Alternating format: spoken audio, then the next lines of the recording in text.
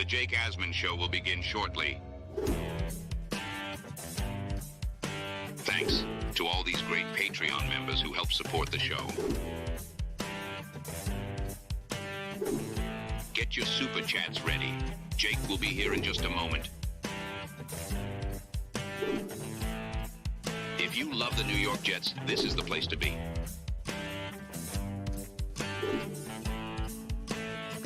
And now, the Jake Asman Show. The New York Jets remain undefeated in 2024, picking up a 20-17 win over the Washington Commies. It's the first post-game show of the season, Jet fans, so let's hit it and get it started. Man, our Jets are primed for a historic season. We're here with Charles Gorman. Charles, you're about to get into your Uber, which I called for you specifically to leave Don Jose Mexican restaurant. Give us the breakdown on the night. Did you have fun? I had a good time, Paul. I'm sorry I couldn't stay for long. My parents wanted me to be home at a certain time. I know I'm a grown-ass man, but their house, their rules. People were very nice. The food is good.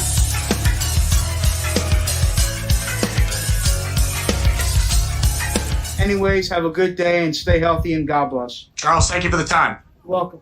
Ladies and gentlemen, there he goes. Charles Gorman, everybody. One of one. A legend of our time. Go Jets. We bleed Jets green each and every day. This is not the same old Jets. We have Aaron freaking Rodgers. We have Garrett Wilson. Let's go. We have Brees Hall. Please subscribe and hit the like button below. Super chat, baby. Cut the line. We have Sauce Gardner. We have Quinnen Williams. The Jets bandwagon is loaded. Now it's time to talk all things New York Jets. It's the Jake Asman Show. Here we go, Jet fans. Welcome in, everybody. Subscribe to the channel for daily New York Jets talk as I try and reach 40,000 subscribers by opening night, Monday Night Football against the Niners. The New York Jets win, and today's postgame show is presented by T-Squared Social. Folks, 1 week from tonight, we're all going to be together in New York City watching the Jets attempt to go 2-0 in the preseason as we host our first ever as Maniac Watch Party. Come on down, T-Squared Social, the place to be, free admission, RSVP with the link I have posted in the description for this video. It's next Saturday night. We're going to have drink specials. We're going to have food items available. We're going to have everything on the table for you Jet fans to enjoy, including giveaways like a Garrett Wilson signed football. Thanks to ESPN New York for that. Going to give away free as Maniac swag and a whole lot more. So come on down. It's going to be a party. Game will be on every TV with the sound on. Look forward to hanging out with so many Asmaniacs in person 1 week from tonight at T-Squared Social in Midtown Manhattan. All right, let's get into it. Some takeaways from the game. Then we'll get to your super chats. If you're new to the show, post-game shows, very rarely do we have a chance to read comments because there's just so many people tuned in. We typically keep it with just super chat. So if you want your take to be read or a question for me to respond to, super chat it in. That always cuts the line. And then we'll take your calls on the Gusbuster umbrella hotline. Go to gusbuster.com and use promo code Jake to get yourself a discounted umbrella. All right, what stood out in the Jets win over the Commanders? Mike Breen said Jalen Brunson was born to play basketball. I'm saying Adrian Martinez was born to play football. Wow, that was fun. You know, I know it's the preseason. At the end of the day, what does it all mean? But the Jets had a nice come-from-behind victory today. They were trailing early, tied the game, trailing late, tied the game, and then Adrian Martinez making magic happen leads the Jets to a W. The chemistry that he had with a receiver that, to be honest, I haven't heard much about at all so far this summer in Brandon Smith. 2 catches for 70 yards, had that long 37-yard completion. That was awesome. Nice to watch some competency at the quarterback spot, even from QB3, QB4, Andrew Peasley led a touchdown drive as well. So, you know, all things considered, it's never a bad thing to win. What does it really mean in the grand scheme of things? The outcome, not much. But hey, Jets beat New England, the final game of the regular season. That was in 2024. Jets win today. They remain undefeated in the calendar year of 2024. So I will take a win anytime. As far as what really stood out, I think if you're a Jet fan, you come away from today really encouraged. First, let's start with this. Joe Tippmann was the only regular starter on this team to see any time. I agree with the move. He's had some issues snapping the ball. Get him out there with Tyrod. Remember, Joe Tippmann last year, kind of thrown into it at guard, bounced around. Let's get him comfortable with both Aaron Rodgers and Tyrod Taylor. There were only 3 shotgun snaps that I counted, so there was really not anything that I saw that would have you concerned. I think we can put the Tippmann snapping stuff to bed for now. He looked good. The starting offense out there, and I use starters loosely because it was all backups besides Tippmann. They really didn't do much. A couple penalties killed some things. It was only 2 drives. You got Tyrod out there, get him in, get him out, no injury. You don't want to overexpose Tyrod, and especially when you consider how Peasley at times looked and how Martinez at times looked, you're comfortable with just those guys maybe playing all of next week. And then in the dress rehearsal, the final game against the Giants, if you're going to put Aaron out there, you put Tyrod out there after him for a drive or 2, and you should be ready to go. Because the quarterback play today actually was better than I thought. Not that the Jets, lit it up the scoreboard with 20 points, but there were some plays that were made that, was certainly encouraging to see. So, on a day in which only one regular starter played, I think you come away encouraged with Joe Tippmann, and then you move forward. Some other things to get to here. I thought Malachi Corley did a really nice job on the Jets' first kickoff return. I thought Braylon Allen looked really good throughout the course of this game. I thought Quantez Stiggers looked really good at times in this game today. I could keep going. Outside of the false start by Olu at the beginning, which might just be rookie nerves, whatever the case may be, I thought he looked pretty good at left tackle. I like that he played most of this game today. I like the fact that the rookies, first time we get a chance to see them in game action, they played well. I thought Isaiah Davis made some really nice plays as well. Both running backs the Jets drafted, they look good today. Even Izzy Abanikanda made some plays as a second-year player, but I think he is firmly playing himself right to the cut line. I don't know if they're going to carry 4 running backs because I think the first 3 guys have established themselves. We know Brees is Brees, and then the 2 rookies after that, they're making this team. But I think if you're a Jet fan, you got to be thrilled with what you saw from Olu, Davis, Allen, Stiggers, even Jalen Key made some plays. He should have had an interception in this game against Sam Hartman, who, objectively speaking, Jet fans, might be the most handsome quarterback in the NFL right now. Just saying. All right? We're not going to manalize on this program.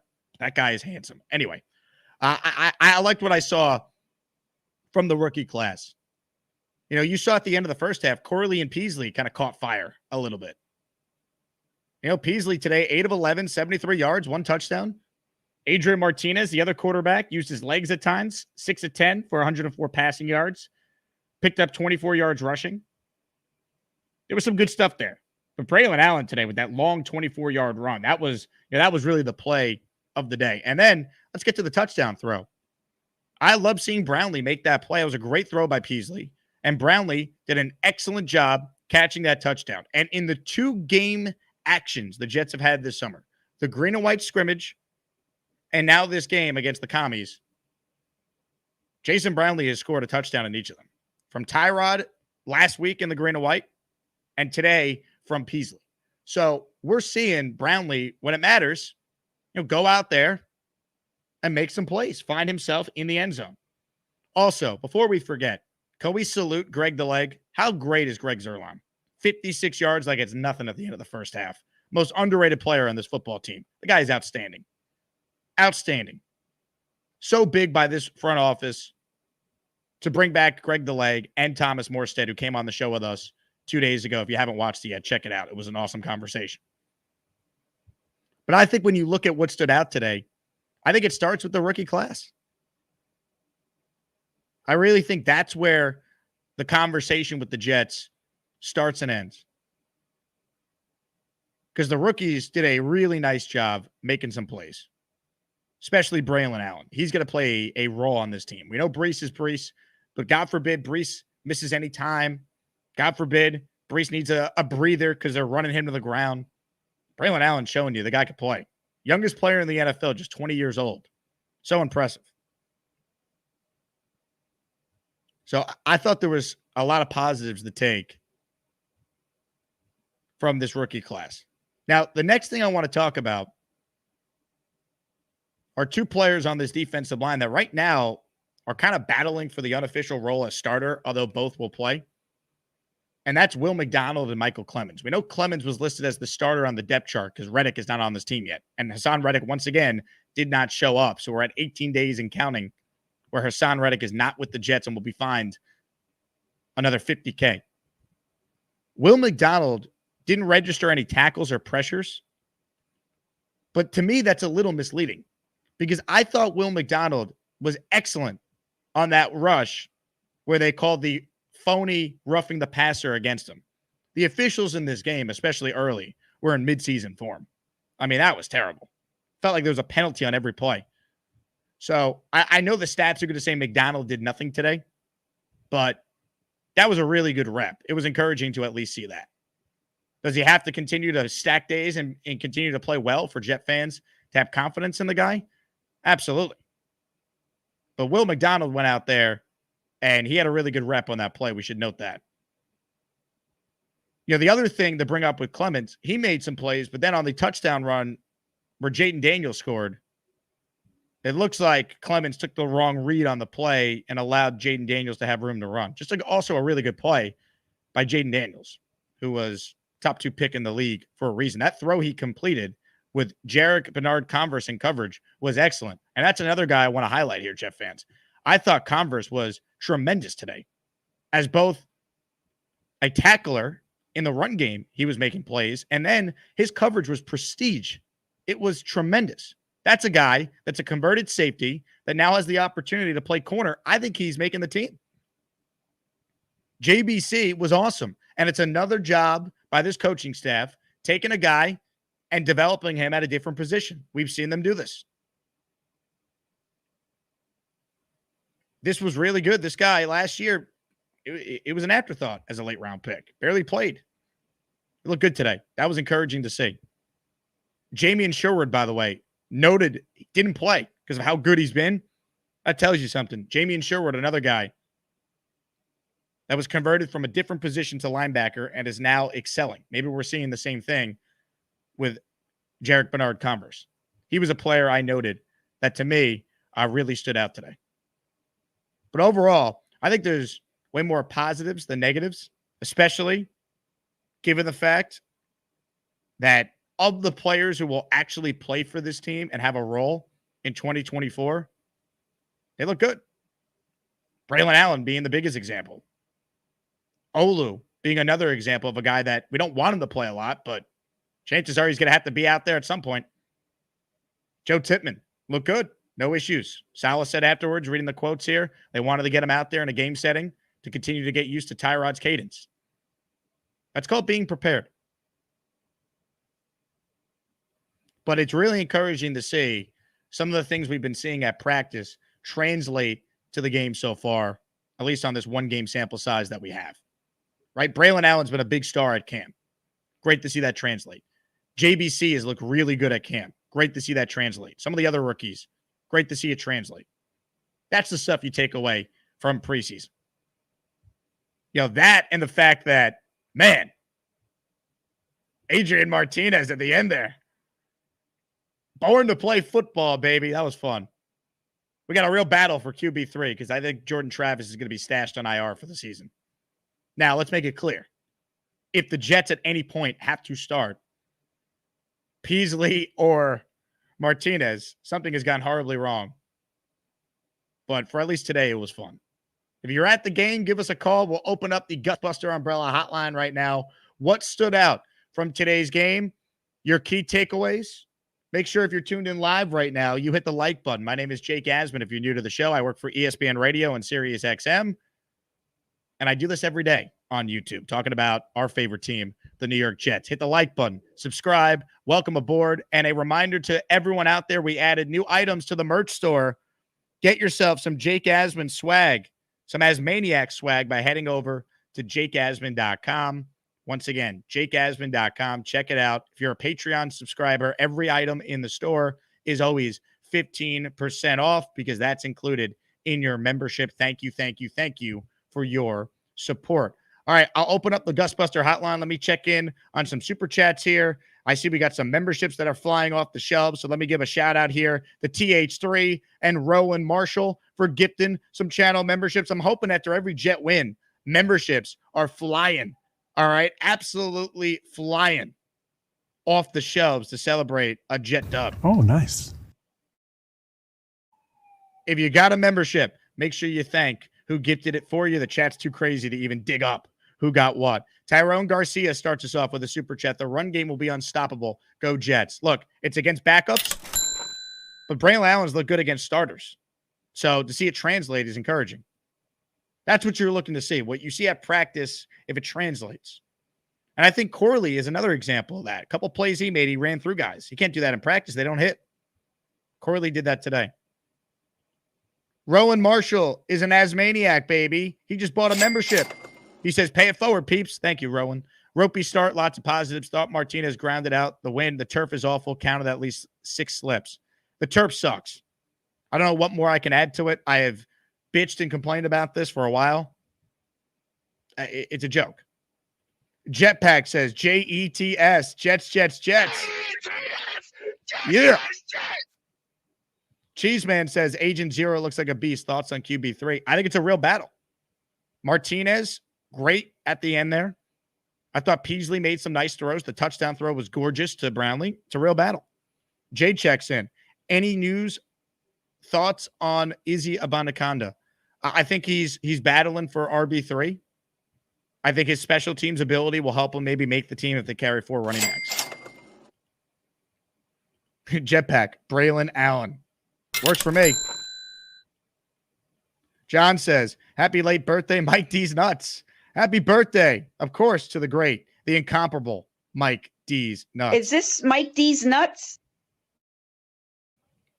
TH3 writes in, Allen, JBC, Brownlee all making plays. Love to see.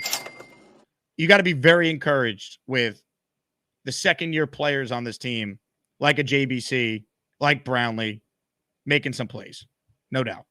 Jetpack says, Greg the Leg, as we go, win the Super Bowl. Greg the Leg is the man. Thank God they have him and Morstead back. You look at Aaron Rodgers' career, by the way. How often did he lose a big playoff game because of special teams mistakes? A lot. Derek writes in, it felt so refreshing knowing there was no way Zach was coming in at quarterback. He stinks. Yeah, look, at the end of the day, I'm not going to sit there and tell you you're wrong. Am I going to dunk on the guy? He's gone. He's QB3 out in Denver, which, by the way, tells you all you need to know about how impressive it was that the Jets, with that quarterback room, actually won 7 games. Should it be celebrated? No. Should we accept that as the standard? No. Does it add some context to how good this team could be with competent quarterback play? Absolutely. Rat Diddy checks in. Joey D's third leg rate round. Drafting skills showed out. JBC, Stiggers, Braylon Allen, Isaiah Davis, LFG. I think it was a very, very encouraging day for the rookie class. How could you say otherwise? Mike D's Nuts checks in. Allen running downhill was trucking people. Wow. He looked the part. He looked the part. Ladies and gentlemen, a Sprague spree is upon us. How about a 5 spot of channel memberships from William? I am the master of the Sprague spree. Take this, Jake, you little bitch. Oh, baby. Here we go. Let's get to some names here. We got 5 of them to read off from William. Rattlehead, Eli D, 0.5, David D, John G. You are all channel members. Welcome, welcome, welcome. Keep the super chats coming. Keep the memberships coming. Love the community showing out on a Saturday afternoon where the New York Jets remain undefeated in 2024. Hit that like button. Only 175 likes. We got 706 people watching live. Haven't had that number in a while. You think this fan base is pumped? Feels great to have football back, says 0.5. Absolutely, 0.5. Absolutely. All right, let's open it up. Comments, questions, super chats will continue. First up on the Gusbuster Umbrella Hotline today is our king, the great King Lowski. What's up, King? Jake, my brother, a couple quick points, my brother, because I know the post games, I know a lot of people don't know about the post games, but the post games can get wild, so let me be quick. let me start out by saying Bernard Converse, man, looked good. He was locking up some things, man. That was a great catch. Okay, that was a great catch. But he was definitely doing his thing. I definitely like what I was seeing from him. This run defense, this QB contain, gotta get it together. Of course, it was backups, and I know we was facing future Amazon truck drivers. But at the end of the day, baby, we gotta get that together. Okay. Braylon Allen, we got another man on this team. Okay, he is a man. All right, and he is going to be very, very special for all my fantasy people out there. I know I'm getting him as a backup. You should too. Let me say this. That touchdown that my man Daniel had, man. Oliver, man, you took a wrong turn on that, man. You got to get that together. You know, we got you from San Francisco. You know what I'm saying? We're going to have to get you tight on that defense, man, because he shouldn't have got that touchdown and got that open on that touchdown. So, but let me say this, man. The team looks good. I love what I'm seeing from the young guys, even though a lot of these guys ain't going to make it. Oh, what a glorious day it is to not see that child at quarterback. What a glorious day to see some competent quarterback at with the New York Jets, baby. It was beautiful to see. Greg the Leg, baby, still MVP of the team, baby. I love to see it. Hey, man, we're gonna have one win of many, baby. Okay, James, just it. Let's go, King Lowski. Way to start us off. Hit the King Lowski emoji if you're an official Asmaniac here on YouTube. Let's talk about Braylon Allen here, right? I got it pulled up here, and I will go through a little screen sharing mechanism here so we can watch this together here. It's a major pain in the ass to do this, but I think Braylon Allen's performance today calls for watching some of it all together, folks. So here we go. A little Braylon Allen mid-interview, by the way, on the broadcast with Quincy.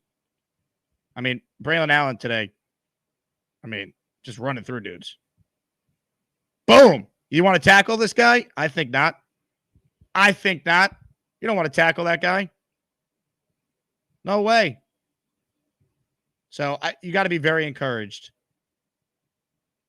by what we saw today from him and the rest of the rookie class. No doubt about it. No doubt. And look, running back is a volatile position.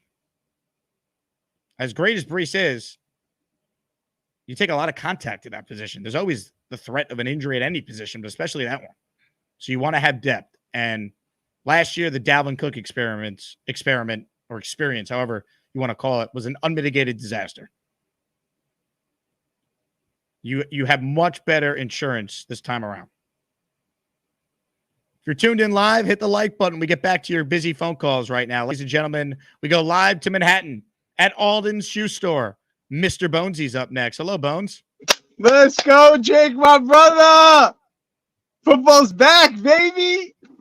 Felt good, man. How you doing? 1-0, baby, or really 2-0 in the calendar year of 2024. Hell yeah. And it was a beautiful game. It was great watching all the young players. It feels so good to just have confidence watching young talent that was drafted either UDFA or day 3 and just watching them develop. It's watching Bernard Converse in coverage. That man turned his head more times than I saw Kyle Wilson or Dean Milner turn their heads in their whole career. Just in the first half, that was a perfect throwing catch. He was all over that first catch with De'Ami Brown. And just they were testing him too. He had a lot of one-on-one coverages that were great. I loved watching the soft hands of Isaiah Davis and Braylon Allen. Braylon Allen's speed on the outside, he was running over people, but there was one specific play that he took to the outside and just said, look, man, that guy's got speed and size. And I love the whole, like Sherwood, he wasn't even on the field because like what sometimes we do is we'll draft, like Joe Douglas will draft 2 guys, like he'll take 2 chances at safety with Nasruddin and Sherwood and hope one of them hits. And Sherwood's been looking like a good hit on the day 3 converted safety. Then you look at the running backs this year, Allen and Davis. Everyone was like, why are you taking 2 running backs? They're both solid, man. Allen had that. Davis had that one on 3rd and 11. He ran that Texas route. Yeah, it was almost like a one-hand catch, and he plucked it and then ran for the first down. It's just watching the young talent. It's so amazing. It feels so good to just know that you actually have young talent developing. And I don't know, man. It feels good that football's back. I love watching these young buds. So you had the game on in the shoe store, is what I'm hearing. Oh my God, we had it on in 3 different ways. We're watching on the tablet in the back. We got the computer screen in the front in case like a customer's in store, so we can still be watching. And then while I'm helping a customer, I have it on my phone so I can still listen to it. Now that is what we ain't call missing nothing.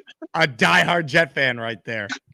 Facts. Me and I got my my brother. There he is. What's with the 12 o'clock preseason game? Look, I don't make the schedule, man. People complain to me about things I have no control over. Hey, man, we're a week away from my 40th birthday party. That's right. Everyone come to T-Squared. We're celebrating Bonesy's big 40th right down the street from where he works. Let's go. Yes, we are, and you know we're gonna coordinate something to get a little pregame Alden party going. So, ladies and gentlemen, Mr. Bonesy with a special cameo from Joe Bonesy. The only thing better than Alden shoes is Joey D, cause he totally rules. Jake, my brother, I'm high as a kite. I love everybody. Damn, this show is crazy. Come meet Mr. Bonesy next week. What's better than that, folks? Green Bean's watching the show. You're 1-0 New York Jets. Green Bean joins me tomorrow morning at 10 a.m. Eastern for a Sunday show. That's right. We have all the heavy hitters on this channel. If you're a Jet fan and you're not subscribed, I'm convinced you're not actually a Jet fan. Jeffrey with an Asmaniac super chat. I learned that I do not like the new kickoff. Nope, not at all. It looks kind of rugby-ish. LMLAMO. Look, it's not my favorite thing in the world, but at least it's a play compared to what it's been where it's just a touchback every time. That's how I look at it. And I think the Jets having a good special teams coordinator, that could help them with this new rule. Lee Van checks in with a super chat. I could see it now. Brees and Braylon, the Bash Brothers. Look, they call themselves the Killer Bees. I think the Bash Brothers is a cooler name because their style of play fits the Bash moniker. Mike D's Nuts checks in with a super chat. New kickoff is complete cheeks. Get rid of it. Well, it's locked in for the year. Speaking of cheeks, you hear what Boy Green said he was doing last night? Yikes. Bright day for the New York Jets future. Can we stop the 2-year window? Dano, you know how this works, though. The window is, do you have a quarterback or not? The Jets have had great talent the last 2 years, too. Why haven't they won? Who's the quarterback post Rodgers? If you tell me it's someone that's going to be competent, above average, yeah, with this team, they should be good. They should be competitive. It's all about the quarterback, though. It's the prerequisite to have a chance in anything. Frankie from Flatbush in the house. Put some respect on Brandon Smith's name. Someone get Frankie a membership. I agree. Brandon Smith, nice catches, man. Helped them win the game. He absolutely helped them win the game. No one can dispute that. It was impressive. Ladies and gentlemen, guess who's back? A Sprague spree. How about 5 more memberships? I am the master of the Sprague spree. Take this, Jake, you little bitch. Here we go. 5 names. The Real Beat, Sean Wilson, Adrian Roston, Swamp Ranger, Double O, Jet Fan, all officially as Maniacs. Keep the memberships flowing, man. The Jets won. Undefeated in 2024. More of your calls right now on the Gusbuster Umbrella Hotline. Kyle Clifton's up next. What's up, Kyle? What's going on, Jake? As far as the kickoff goes, I don't think that what you're seeing in game 1 of the preseason is really the quality of the play that you're going to see once we get into the regular season. This is new to everybody. You're not seeing the best athletes out there. You have guys that are stressing trying to make the team. I want to see a little bit more of it before we say emphatically get rid of it or keep it. As far as like critical points from today's game, It's kind of sloppy to be expected for the first preseason game. I was hoping that one of the reserve offensive linemen would pop a little bit more with their play, like Latham or Leveo. That was something that I was definitely looking for. I was, as far as like the backup quarterbacks go, in past years we had kind of retreads and guys that were kind of hanging on by nepotism, like Boyle. I think it's kind of a cool thing to have these camp arms that maybe we could stash on the practice squad as a third quarterback that show a little bit of promise and a little bit of a different flavor than what we've seen before. That was kind of the more exciting stuff for me. Thanks for your time. Excellent call, Kyle. Good job, man. Look, here's what I would say. We saw more from both these quarterbacks today than we saw anything from Tim Boyle last year. What a joke.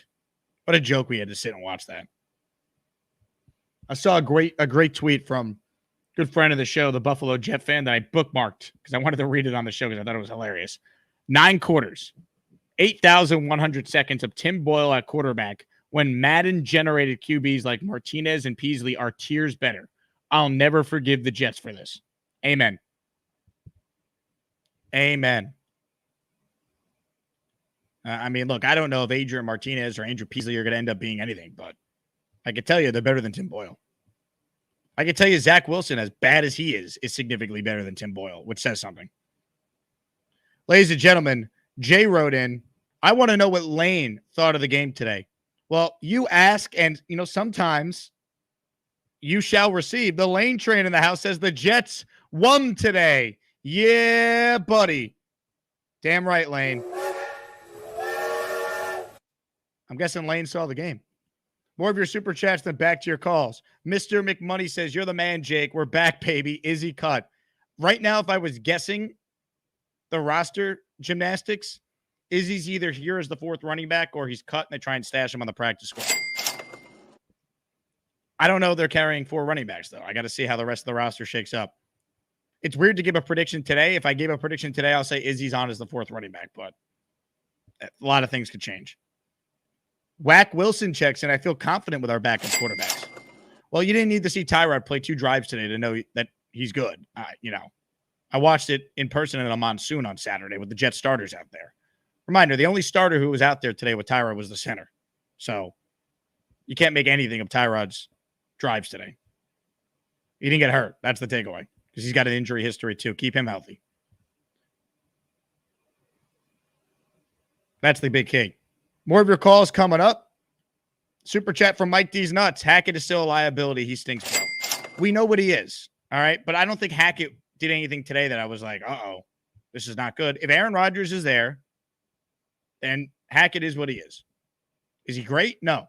Do I think Rodgers negates most of the concerns? At least in the regular season, I do. And that's what I'm focused on right now. Ladies and gentlemen, hit the Rick Kent emoji. Are you kidding me? 5 channel memberships. Ladies and gentlemen, the 5 memberships from Rick Kent, Benji, GTA V-Man, Coop, South End Auto Detailing. South Ass is back, Bobby Midnight. Percy Daniels, all receiving channel memberships. Welcome, welcome, welcome. We get back to your calls in a moment. If you're tuned in live, there's 660 of you watching. Hit the like button. Good to see that number again. Last year, our record was like 2,100 after the Chiefs game. We're going to shatter that this season. This is the first of 23 post-game shows, or maybe 24. If the Jets have a first-round bye, it will be 23, and we'll be live after the Super Bowl when I'm drunk as a skunk in New Orleans. I will see you guys there. William with a super chat. 10 channel memberships for every Jet regular season touchdown this year. Let's go, Jets. I'll tell you what, William's a man of his word. He told me he was going to do this, and guess what? 2 touchdowns today, 10 memberships off the shelves. The Jets scored 18 total touchdowns last season. 18. That's how pathetic this offense was. And they had a stat during the broadcast today that Ian Eagle said that I was unaware of. The Jets had as many lost fumbles as they had offensive touchdowns. 18 lost fumbles, 18 offensive touchdowns. The most amount of lost fumbles in the NFL and the least amount of touchdowns scored in the NFL were both by the Jets. Pathetic. Absolutely pathetic.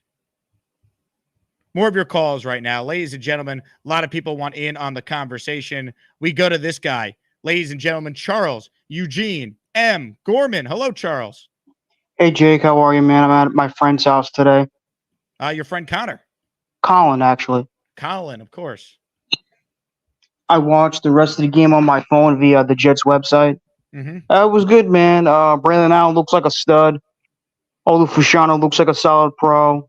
Malachi Corley made some nice plays. JBC looked good. Stickers looked good. They definitely need to improve on their run defense a bit. They definitely need to get better with contain. But other than that, I thought they looked good. They didn't turn the ball over, or at least that I'm aware of, which is good.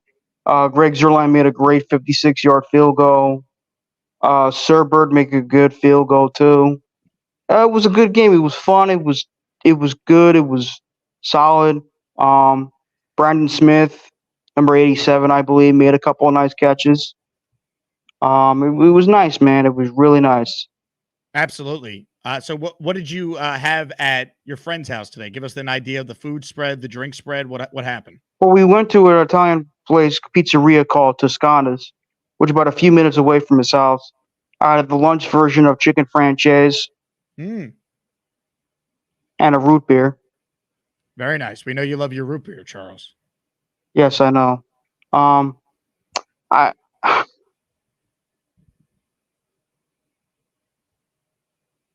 Yes, Charles? I was going to say, you keep calling me Charles Eugene. That's not my middle name. I thought your middle name was Charles Eugene M. Gorman. That's the name you gave me. My middle name is Anthony. And then your original name was Gormani, right? And then it got changed to No, Ellis it's Island. Gorman. I thought it was Gormani. No, it's not. Oh, okay. Well, I was given false information. Well, whoever gives you false information needs to stop. So to be clear, it's Charles Anthony M. Gorman? It's just Charles Anthony Gorman. Oh, okay.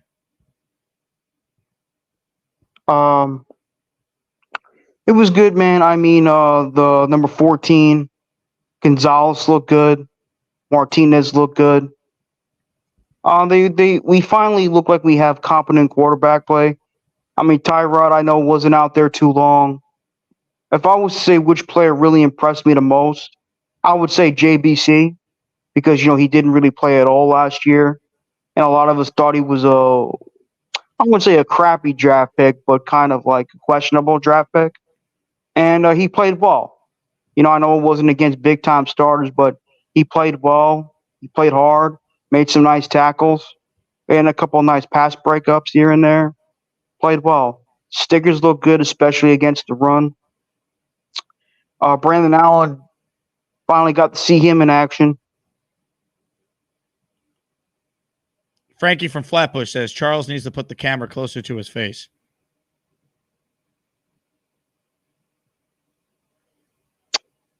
It was a fun game, man. I mean, I watched the rest of it at Toscana's on my phone via the Jets website. It was good, man. It was fun. Glad the Jets won today. I know wins and losses don't really matter, but it's nice to see. Jose writes in, Charles Gorman never paid for his food. He dined and dashed. Tell him, don't worry, I covered it. Thank you, Jose. I appreciate it. Look, as I said, I won't be here I won't be at the event. Tell Bonesy I said happy early birthday. I think he's watching the show. I won't be there on next Saturday because I'll be at a community inclusion event on the 17th. My community inclusion group from Hazlitt, New Jersey. So it'll be fine. I wish Bonesy the best luck on his 40th birthday. God bless him and his family. And yeah, it was awesome, man. I mean, the offensive line looked pretty solid to me, and it's not the fourth. It's not the fourth. I guess I got false information again. Anyway, the running game looked good. Offensive line looked good, especially in pass protection. Olu Fushano, to me, he does. I mean, the guy was a very good player in college. I think he was one of the top offensive linemen in his respective conference. Matter of fact, are you familiar with Long Beach Joe? Oh, of course I am.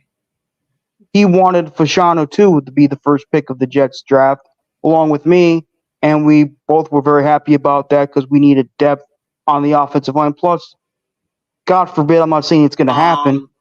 God forbid something happens to Tyron Smith. Olu Fasciano could step in. Plus, considering the knowledge and experience he learned from a legend like Tyron Smith and Morgan Moses, it could help him become a good player. Absolutely. Olu is a very important part of all this. He's a sixth man. You hope he doesn't have to play a ton, but the reality is he's probably going to have to play at least a decent amount at some point. So I'm with you, Charles. Great point. And Malachi Corley, looked good. He made a catch where it looked like Kuntz fumbled the football, and Corley made a nice catch. I mean, he looked good today too. He did drop one pass, which kind of disappointed me, but I do like the way he runs his routes. I know he was nicknamed the Yak King for him to break through tackles, but to be a really good receiver in this league, you can't just be I don't know if I should say a one-trick pony, but you got to be able to run routes. You got to run the entire route tree. What made Larry Fitzgerald a great receiver was that not only did he have speed, but he had intelligence. He ran the entire route tree. You know what I'm saying? Like Andre Johnson, same thing. Calvin Johnson, as big and freak as he ran every route that you can imagine because he was that good. He was that talented. I'm not saying Malachi Corey is not good. He did play well, but I think, he could definitely learn from Mike Williams, who I'm glad is still off the POP list. I know he didn't play today, but it looked good, man. And Leonard Taylor are the third LT we've gotten in the past few years. Hey, Charles, I know it's almost 4 o'clock. It's time for dinner, right? So I'll let you run. I just had lunch. I thought you eat dinner at 4. It's funny. No, I don't always eat dinner at 4. Depends on the day. Depends on how my mom feels. Depends on what my friend Colin wants to do. Right now, my friend Colin is downstairs with his friend Thomas. We tell Colin and Thomas we say hello, okay? I'm not if I can introduce you to them right now. Hold on one second. Okay. Do the 622 people right now want me to continue to meet Charles' friends, or should we go to a different caller here on the postgame? Hey, Colin, Thomas, I want to introduce you to someone. I don't know if I have a choice. This is my friend, Colin. Colin, this is Jake Asman. How's it going? Colin, I can't see you, but it looks like you're there. Right here. Hey, hello, how's it going? Colin. Good. How are you? Good, good. Yourself? Right. Yeah, good. Jet football, baby. Undefeated. Huh. Nice, nice. As I said, he's still trying to get into football, and this is his friend Thomas. Frank Thomas, the Hall of Fame baseball player. Hi, Jake. Hello, Frank. Oh, was a big fan of you with the White Sox back in the day. That's Thomas, actually. Where's Frank? There's no Frank. You said Frank Thomas. I said Thomas, not Frank Thomas. Who's Frank? You said Frank. My friend Thomas. His friend Thomas. You said Frank. Sorry if I didn't announce properly. My apologies. Anyway, You here's need to enunciate better. how you doing? I'm good. How are you? Doing pretty good. Keeping Charles in line. Yep. Look, Jake. Hopefully the Jets do well next week. Hopefully they continue to do well in training camp and practice. I'll talk to you another time, okay, buddy? All right, Charles. Thanks for the time today. You too, man. Ladies and gentlemen, Charles Anthony Gorman. All right. No Eugene. No the fourth. All right. Look, we need the show to get back on track. There's only one person I could possibly bring in that could get us back into, the direction of football talk. Because this is a post-game show after all. It's time for another V-Man call. Hopefully he's not on the toilet. Hey Jake, how you doing? Hey V-Man, how are you? Oh, by the way, did you see Ryan on the commercial? Ryan from Jets Talk? Yeah, he was on the Jets had a commercial. I think it was for their selling tickets or something. And right at the end, you could just see him for like a fraction of a second. I missed it. Good eye by you. Yeah, no, that was a fun game. Honestly, that was great to see a win. Glad football is back. But well, right as the halftime went on, I went to go turn on the Olympics. Uh-huh. A little bummed out. Still won bronze in hurdles, but it's better than winning. It's better than winning nothing. Yep. Congrats to Puerto Rico on winning bronze in hurdles. Yeah, it was Jasmine Camacho Quinn. If you're wondering, that is Robert Quinn's little sister. Oh, of course. Yeah, no, but getting back to the football, yeah, I like what I saw. I like what I saw. I do agree we need to get better on run defense, but then again, it's it's the preseason. It's players that are going to be they're going to be working in a tax account in a month after they'll be working some desk job like a month after this. That's a strong take out of you, V-Man. No, they say a lot of these guys are just players that you don't know. They're going to end up working at a job that you can't think of at the top of your head right now. And I do like what I saw with Braylon Allen. I like the running. I like the backs. And it's great to see that Tyrod didn't get hurt. That's great. Knowing that you have him there. I do love the fact that on the broadcast they did make the joke that I made about him signing with the Jets because he doesn't have to move. Very funny. That was funny, Yeah, but like I said, it's great for football. Is there a reason you need to walk and talk? Why can't we just sit down in one spot? Sorry, I'm just I got some things I got to do. But yeah, no. So you're not going to be able to whatever things you have to do. There's just no way you could actually do those things while walking and talking on a Jets postgame show. All right, fine, I'll sit down. But yeah, okay, no, thank you. But pretend like you're on the toilet. No, I am on the sofa. Good, thank you. All right, no, but we're gonna get back to the game. But like I said, I like what I saw, and honestly, I'm glad for football because I wasn't paying attention to a lot of the names. All I know is that I love what I saw with Braylon Allen.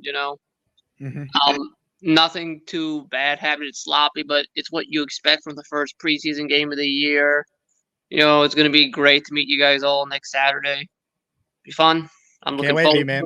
You're doing the halftime show, right? I'm not. I don't think I'm going to bring anything. Sorry. All right, I'll bring a guitar for you. Don't worry. All right. If someone actually brings me something, all right. I'll play something if someone brings something. Okay. I'm not going to bring a guitar, but if someone actually did bring one, I may play something. If you're coming to my free event next Saturday night in Midtown Manhattan, bring a guitar and V-Man will play it. All right, V-Man, thank you for the time today. Appreciate your insights. All right. Yeah, but yeah.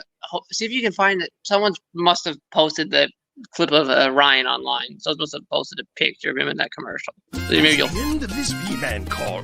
Time for him to get back to pooping. What a back-to-back that was. Gormani into V-Man. Excellent. I forgot to remove V-Man. We heard something going on in the background. All right, here we go. Couple super chats. Let's get caught up. Back to the calls. Rick Kent wants to know if he could revoke the South Ass membership and give it to J-Quest. Unfortunately, you can't. But Rick Kent, you are the man. Adam says, I finally figured out how to send a super chat. Instead of typing, hit the money sign, and boom, you could send a super chat and support the show that way. And it's guaranteed to be read. John writes in, can we pick up a two-way UDFA out of college? Unfortunately, Knoble is still recovering from the accident. Brian Rogers with a super chat. LFG Jets, going to be an exciting year. Much love, Jake. Thank you, Brian. Fun day today. TH3 says, tell Charles and his friends to lay off the Zaza. It was great to meet the Gorman friends. They were exactly how I imagined they would be. Tremendous. Ladies and gentlemen, if you're watching live, God bless you. Hit the like button. All right. More calls right now. Tim from Fishland's up next. Hello, Tim. Hey, Jake. Really, really impressed with Braylon Allen. You kind of reminds me of a Thomas Jones with some speed. Yeah, I like that comp. Okay. I see Brandon Jacobs with the Giants. He's not as big as Brandon Jacobs. Brandon Jacobs is like 260, 270. All right, but still, he's a thumper. And even the kid Davis, I think the Jets are going to have a stable. So when we get up on teams like 2-3 scores, the Jets are going to be running the shit out of the ball. I could see it right now. Yeah, they should. And you know what? That helps you keep your offense fresh, your defense on the sideline fresh, and keeps Rodgers healthy if you just hand it off. One thing I'd like to see, though, Corley looks good, and I'd like to see Corley with Rodgers because there was a couple balls that were thrown to him that if he caught in stride, you see what I mean, and he had to come back or dive for the ball. If it was accurate and on time, you know, he probably could have made something because he's a thumper. I could see it.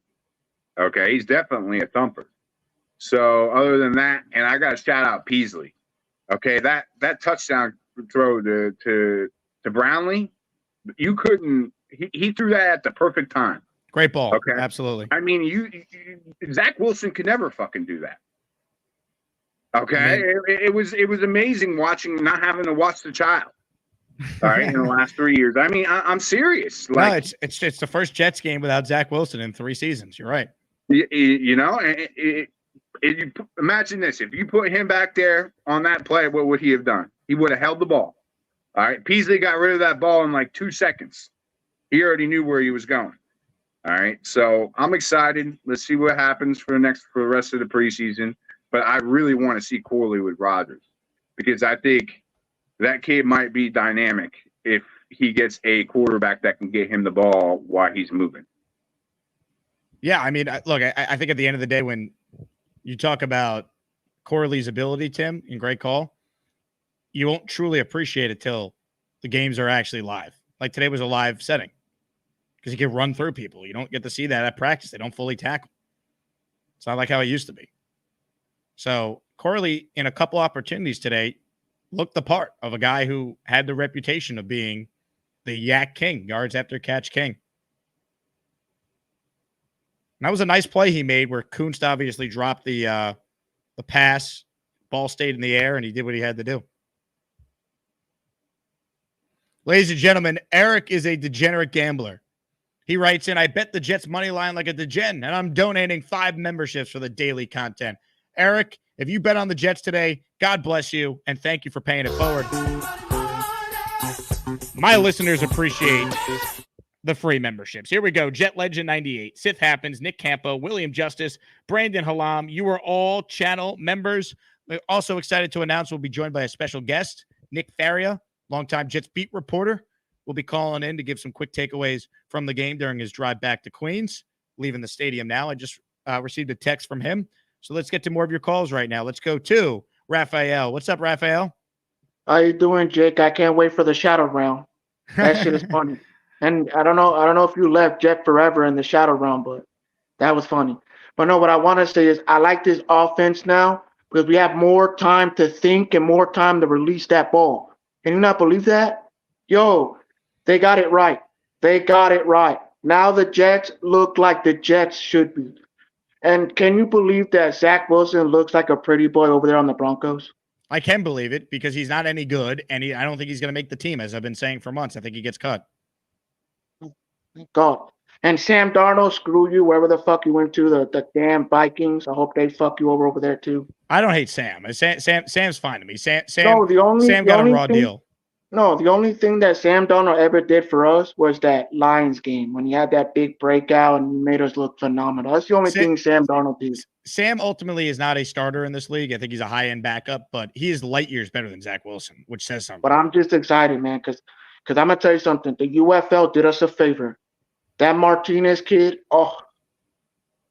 better than Mike White. I'm not going to lie. It made me say better than Mike White. We did it. We got it. So let's go Jets. Raphael, hold on. I'll come back to you. What do you got? Look, I'm wearing my favorite jersey, the Ralph Revis right here. That's my good luck charm right there. All right. Well, keep wearing it. All right. Let's go, man. Raphael, thank you. Here's the thing. No hate for Sam Darnold, man. Sam ultimately is not the guy. He went to Carolina and proved that. He is what he is. But Sam Darnold handled himself like a pro. They gave him Adam Gase to help him. All right. Like Sam Darnold, the arrow was pointed up at the end of his rookie year. I think he had the highest passer rating in the league over the final 4 games. He looked the part. He had a better rookie year than Josh Allen did. And then the Jets said, we need a guy who could get the best out of you, who could develop you. Let's hire Adam Gase. That was what this ownership group decided to do. Christopher Johnson, thank you for that. You brilliant man. So, look, Sam ultimately, it wouldn't have mattered. He's not good. He's a backup, but he's better than Zach Wilson. They would have won more than 7 games last year if Darnold was the quarterback. Maybe they would have won 8 or 9. Just remember, though, us Jet fans are dope. And Jet fans are clueless. I mean, they're dopes. They don't know anything. This is a really good hire. Gase is a great coach. Okay, Adam Gase is Kyle Shanahan before Kyle Shanahan. Gase is a great coach. Remember that. All right, we're dopes. We don't know anything. Nick T says, where's the call-in link? Nick, are you blind? It is pinged in the chat, my friend. As always, Gusbuster Hotline link is open. If you're tuned in live right now, hit the like button. Thanks to everyone for the support. The Power wants to know, did Michael Pittman and Braylon Allen play together at Wisconsin? I would have to look. Maybe they overlapped 1 year. Probably not now. Probably not. No, they didn't.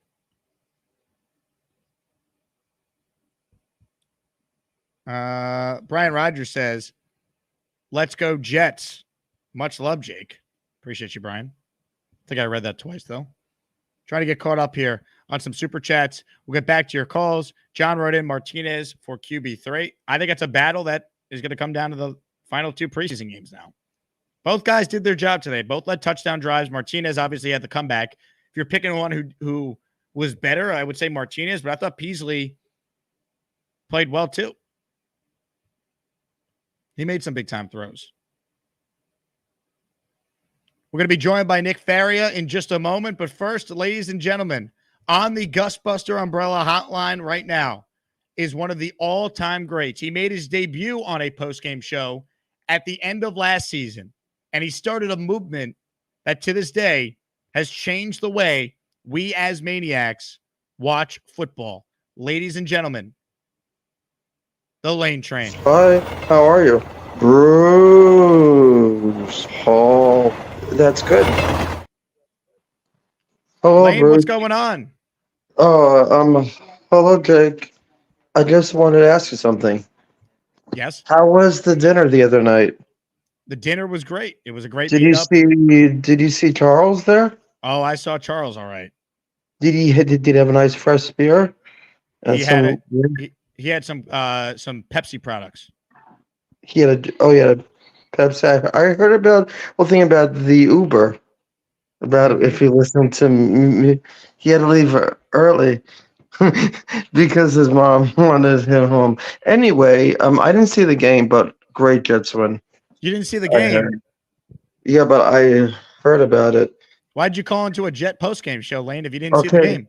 Well, I heard some stuff, and I heard that Brendan Allen is good. I think he'll start going into week 2. You have Xavier Gibson, but he's injured. He's back. Yeah, I know he came back also. And so more news is, Aaron Rodgers is moving the football going into practice. Yeah, no, there was no practice because of the rain. Now, how do you feel that there was no practice? Because I can go on and on and on about hopefully they'll have a good season. What do you have any other words also you want to ask me?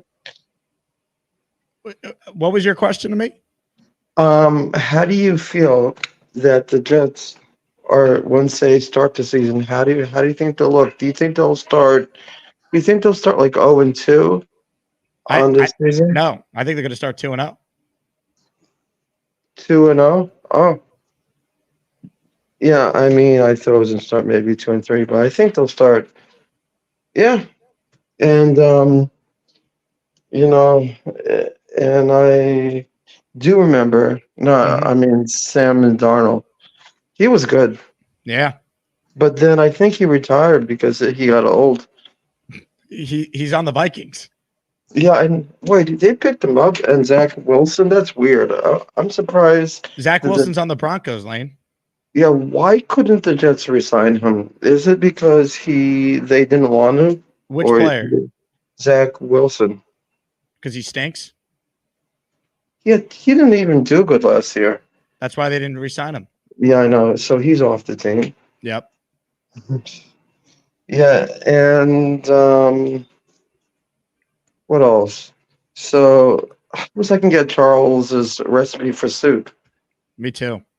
His famous chicken soup. I liked how you said that you want to make his face go closer to the camera. Anyway, yeah, but anyway, more news. So Knoble is alive. He's just not starting yet. I think he Where I is don't he? know what happened. I don't know. I know that. Oh, and I'm also happy to say that Bobby's home. He looked really better. I think he was sleeping though on the camera. He was, yeah. I think he took a little tired. Yeah, and I'm trying to get him on also so I could be on with him also. All Because right. I never really met him on the camera. Okay, so you have a nice rest of a Saturday, and that's all. Lane, thanks for the time. All right, there he goes. Hi. Sorry, everybody. See you next call when we talk about sports again.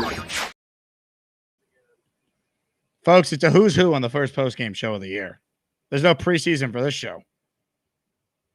What a moment in time that was. The Lane train, baby. He brought it. Nick Faria is going to join us. He was at MetLife Stadium where he watched the New York Jets pick up a win over the Washington Commies. He'll join us as soon as he calls in. Ladies and gentlemen, hit the like button if you're still tuned in live. If you have a question for me about the game, the best way to get it read is to super chat it. And we will make sure we get it up on the screen. Let's get back to your calls right now, and then we'll bring on Nick. Let's go to Nick T. What's up, Nick? What's up, Jake? How you doing? I'm good, Nick. How are you? Good. Interesting as always. Lane call. I didn't know. I guess that's a new career arc that you can go and retire to the Minnesota Vikings. Yeah, that was that was an interesting take from Lane. I had not heard that. It's a good career path. It's a good career path. Pays well. But so I was at the game. I saw our buddy Nick Shine there, stiff arming some kids to get through to his seats. So a nice picture. I'm sure he's going to send it to your way at some point in time. But did you recognize him, or you guys plan to meet up? No, I recognized him. He's got that recognizable beard. Yeah, got that face. So yeah, I saw him. Unfortunately, we were rushing to our seats, both of us. So we just said hello, passing ships in the night, so to speak. But my two takeaways, obviously, everyone's talking about Braylon Allen. He looked fantastic, even on the one play where it was called back because of the I guess it was holding or illegal man downfield. He showed off that he could catch the ball, which is something that I wanted to see at him because he looks like a power back, so you don't know if they have that ability, and he showed that really well. I really was impressed with Bernard Converse because he's going to be the fourth or fifth. JBC, well, you got Carter. Yeah, he's probably the fourth corner right now. I mean, him and Stiggers are battling. Exactly, and to see that from him, he got targeted a lot in the game, and he stood up to the pressure. So I was happy to see that because that's what you want to see in terms of the depth because you just never know. And God forbid Sauce or DJ Reed go down. We had that last year with the Eagles game. So it's good to see that depth kind of coming through. So for me, it was a lot of positives. For a 2017 preseason win, that's probably as good as you can get. Yeah, no major injuries to key players. The rookie class looked good in their debut. You saw some second-year players look the part who we've been hearing about this summer. I think there's way more positives than negatives. I mean, you don't want to make everything a one game in the preseason, but, it's all we have to judge. And I always look for what we had been hearing at practice. Does it line up with what we saw in a first game day opportunity? I think the answer to a lot of those questions is yes. Exactly. So all positives moving forward. So, a great start to the season. So glad to hear it. As always, go Jets. Nick T, I appreciate you, man. Great call. Glad you met our good friend Nick Shine today. Today's Jake Asman Show, the post game brought to you by my friends at Huga House. Get your official Huga House hat discounted, 15% off when you use promo code Asman at checkout. Get the hat that Aaron Rodgers is always rocking. HugaHouse.com. Promo code Asman. These are the hats that all the athletes and celebrities are rocking. Aaron was wearing it before anyone. Check it out. HugaHouse.com. Promo code Asman for 15% off. You buy one hat, you get the second hat 30% off. It's not just Rodgers, it's other Jets like T. Conk, Kevin from The Office, the great Shane Gillis, Shohei Ohtani, JT Realmuto. Check it out, HugaHouse.com, promo code Asman, so you could save 15% off at checkout. Ladies and gentlemen, joining us right now, live from his car on his way home from MetLife Stadium, is Jets beat reporter Nick Faria. What's up, Nick? How you doing, Jake? Great to be back on. Nick, you were there. You saw the magic that was the Adrian Martinez show late in the game. Give us your key takeaways from a Jet 20-17 win over the Commies. Well, I know that a lot of people were very, very upset with how bad the 2024 draft class looked within their first drive and a half of action. But I actually thought this rookie class looked damn good. And I mean damn good. Olu Fashanu, if you look at some of his pass block reps, was phenomenal. Even in the run game, that was kind of his Achilles heel to a point.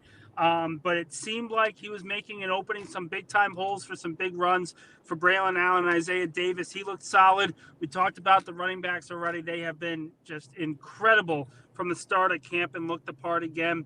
I liked what I saw from Corley. He had that big kick return, had a couple catches as well, so he was pretty solid. You know, I really do believe that NFL fans now, they are hurting themselves in the long run because everyone is demanding that rookies must produce right away. And they don't really give them the time to be nurtured and develop in accordance to how far they need to go in their game to become really solid players. What I saw from this Jets roster and from this Jets rookie class is a group that can dominate at the NFL level if they are given the patience in order to be able to develop. I mean, you look at Jalen Key, the safety, kind of an underrated player today, but he had, I think, 5 tackles, was always around the line of scrimmage. He looked really good today as well. So I came away immensely impressed with the 2024 draft class. And then, of course, we have to talk about the quarterbacks because how many times have we seen number 3 quarterbacks in the preseason for the Jets look as good as Andrew Peasley and Adrian Martinez look? Those guys, both of them were fantastic, and they are going to make the decision of who is the 3rd quarterback on this roster going into the season. Very, very difficult for Robert Saleh and this coaching staff. Completely agree. Now, I want to go back to the beginning of the game. Out of the players who played, were you surprised that it was just Tippmann as far as the confirmed locked-in starters? No, I wasn't, and it didn't sound like Tippmann was either. Robert Saleh, when we asked him about it, he said he's a second-year player. So it's not like we're throwing out an injury-prone guy who's played a lot of snaps. He's only in his second year. We want to make sure that he develops the right way. And he has to prove himself. You know, he struggled with snaps early on in camp. But I will say, same thing happened today in today's game, happened the last few days in practice. The snap is no longer a thing. And I think we can objectively say that's the case. He was perfectly fine in torrential downpour with Tyrod Taylor. He was perfectly fine today. The snaps are fine. The center was fine. Tippmann is going to be fine. I think the Jets wanted to see him in a game action to see how well he was going to do with what they're asking for him now, because he even acknowledged it today in postgame. He's doing a lot of new things on the offensive line that he wasn't doing his rookie year or wasn't doing in Wisconsin. So it's going to need a maturation process for him as well, and the Jets are giving that to him, but that also means getting a few more reps as well. 100%. Now, as far as some of the rookies that stood out, Nick, I mean, you mentioned the class. How good, though, was Braylon Allen in particular? Because he's not a starter on this team with Brees, but this is a guy that's going to play, it feels like a bigger role than most of the other rookies on this team. And what I was impressed by is we've been hearing about how good he's looked in practice. I saw it in the 3 practices I've been at. You've been at all of them, though, to see it translate. What stood out from him? Trying to put this in the best way possible. He runs around like he's a train, just running and bulldozing over people. Like you have a literal train at running back pairing with Breece Hall.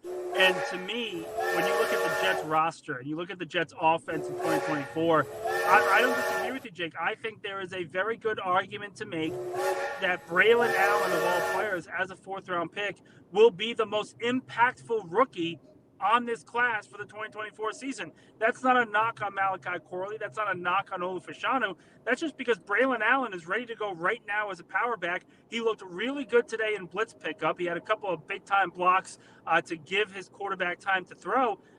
You can't come away anything less than impressed with what you've seen so far in training camp, in the preseason from him. And as long as he develops like this, as long as he continues to improve like this and be hard to tackle, the sky's the limit for him. And we're looking at a Jets backfield of Hall and Allen, where in reality, we're looking at probably one of the better 1-2 punches in the AFC overall. I thought Isaiah Davis also flashed at times in this game, Nick. Yeah. Your thoughts on him and just Izzy as well. Do you think there's the scenario they keep 4 running backs? It feels like the first 3 are locks. Your thoughts on Davis today and then Izzy's roster spot in general? It was nice to see Izzy score a touchdown there, and he looked pretty good today. I'm not going to say that he looked bad. It's hard. My prediction for the 53-man roster is that they are going to release Abanaconda at some point. I think they only keep 3 running backs. I could be wrong, though. That's why this is a projection and not an actual statement. So I look at what Abanaconda brings, and yes, he has some return ability. He looked pretty good today in preseason work. The fact that Tariq Cohen retired certainly opens the door for him to make the team. But ultimately, if you want to keep 4 running backs, you're probably not going to keep 7 receivers. And if you're going to want to keep 7 receivers because you have Irv Charles as your special teams guy and Jason Brownlee, who scored a touchdown today, which one holds more value to this offense right now? And to me personally, it has to be Brownlee over Abanaconda. Will McDonald was out there. So was Michael Clemens. Well, both guys are not technically starters on this team with Reddick. Eventually, I think Reddick is going to show up. I know you do too. But your thoughts on those guys? McDonald, I thought he got absolutely robbed by an NFL ref being in midseason form with that roughing call. What'd you see from him and Clemens? Yeah, we asked Robert Saleh about the play and what the ref tried to explain to him. And it really wasn't roughing the passer like he hit him late. What it was he put all his weight on top of him. I think it's a foolish rule to begin with. I hate that rule overall, but that was the reasoning we were given about McDonald's penalty today. But I thought he was really solid as a pass rusher. I came away a little bit more impressed with Michael Clemens. He had that big run stuff in the goal line area where essentially he just pushed his offensive lineman who was blocking him in front of the running back to blow up the play. He wasn't perfect. He overcommitted on the Commanders' touchdown with Jaden Daniels, where it was clear zone read, and he just overcommitted to the running back without any support behind him. But we don't know the specifics of that play, and I think that's very important to remember. Michael Clemens may look like he made a mistake there, but unless we hear from the Jets and say, yes, he overcommitted, we don't know what the defensive system was. In a zone read, that's the goal of an offensive team. You're trying to make one player guess, but the defense for that play is to have a linebacker behind him ready to go. Did the linebacker miss his assignment? Was it actually Clemens' fault in the first place? So before people worry about him overcommitting on that play, I would seriously suggest everyone just pause and wait for the full explanation overall, because again, I thought Clemens was fine. He had a pressure today, put forth, like I said, a couple of nice run defenses. There's just more that they have to show within the next few weeks in order for them to sort of be comfortable enough, and I'm talking about they, I mean the coaching staff, comfortable enough where these 2 guys can be dependable players for the 2024 season. Nick, when you think back to this game, what other things stood out to you after we've kind of hit on the players who played, some of the rookies? Give us, from your vantage point, what stood out, or maybe anything you heard from Robert Saleh after the game that was notable.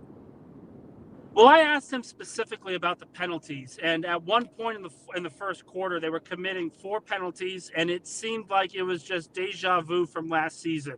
Pre-snap penalties, post-play penalties, where they get a first down, but it's called back because Braylon Allen's over the line of scrimmage or an offensive lineman's over the line of scrimmage. No one understands it. Everyone's upset at the frustration that comes from being undisciplined, everything else.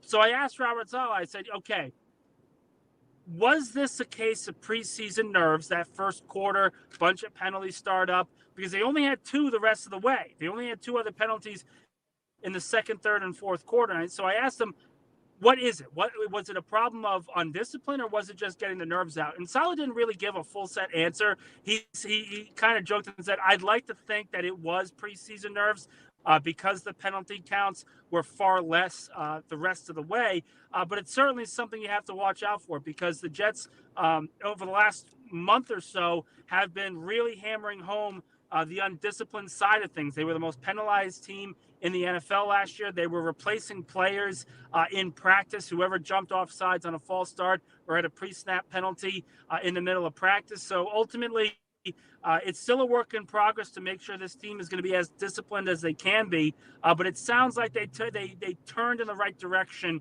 very similar to how the game went. It really struggled in the first quarter, but the rest of the way, these guys played pretty well. Dano wants to know, does the top button make your neck itch? No, no, this shirt fits perfectly fine. Sean wants to know, how do inside kicks work with the new rules? I think you mean onside kicks. Correct me if I'm wrong, Nick, but you can only do it when you're trailing, has to be in the fourth quarter, and you have to announce when you're doing it. I think that's the new rules, right? Yep, exactly. And it kind of takes away the fun of it. And it really, really does. And quite frankly, I'm not really a fan of this new kickoff rule because it really hasn't changed much. You had that one big kick return with Malachi Corley, but outside of that, what was the difference? You started at the 27 to 30-yard line instead of the 25. Really no major difference for either offensive side of the ball today. DNAT wants to know, is it too early to be concerned about the rushing defense and dual threat QBs? It's week one of the preseason, guys. It's week one of the preseason. No, it's, everything's fine, guys. Relax. You play Brock Purdy, who's a pocket passer, week one. You play, who is it? Will Levis, week two, pocket passer. You don't know if Jacoby Brissett or Drake May are going to be there, so that's a question mark. Week four is who? Sam Darnold? He's not a running guy. We don't have to worry about scrambling quarterbacks right away. The idea is to start fast, and your defense is good enough right now. Remember, 10 of 11 starters were not on the field today for the Jets. It's way too early to be concerned about anything at this point in the preseason and in training camp. 100% agree with you. All right, let's talk about Hassan Reddick. Here we are again. He has missed the first preseason game. When does it end? Well, I personally thought that would end around this time because Reddick needed to show up. He needs to learn the defense. And at some point, he's going to look at the lost money that he has and say enough is enough. I am steadfast in my belief that they will get this figured out before the regular season begins. Maybe the third preseason game. But again, it really is the ball's in Reddick's court. The Jets have essentially put the line in the sand saying they're not going to negotiate with a player that is not at the team facility. And with Reddick not there, they're just not going to create these negotiations. So it's really going to come down to what Reddick wants to do. If he wants to sit out for a couple more weeks and be 100% fresh for the start of the season, all the power to him. But he has to understand that if he has a build-up period where he's not recording many sacks to start the season, that's going to look badly, not on the Jets per se, but on him specifically because he's the free agent after this year. He's the one that has to prove himself more than anything else. So he's losing a lot of leverage right now. He had the leverage when he sat out of training camp, but now he's kind of giving it back up to the Jets, and it's really a point of no return for him. I mean, is he willing to really lose $3-point-something million if he skips the next two? Because that's what it would be, because he loses game checks for every preseason game missed. And that's where I'm curious, because Reddick, it's all about the money. It is all about the money, and it's all about respect. And in fairness to him, he hasn't really gotten either throughout his NFL career. I've been pretty consistent with that as well, where he's been underpaid.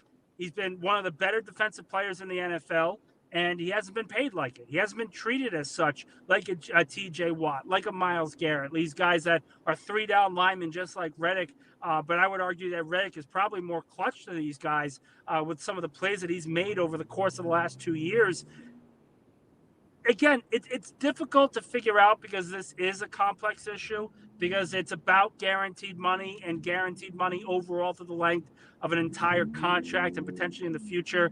But the more he sits out, the worse he's making it for himself. And that's where you look and say, okay, buddy, you want your money, perfectly fine. No one's arguing with you. You've been underpaid and disrespected, but you're 29 years old.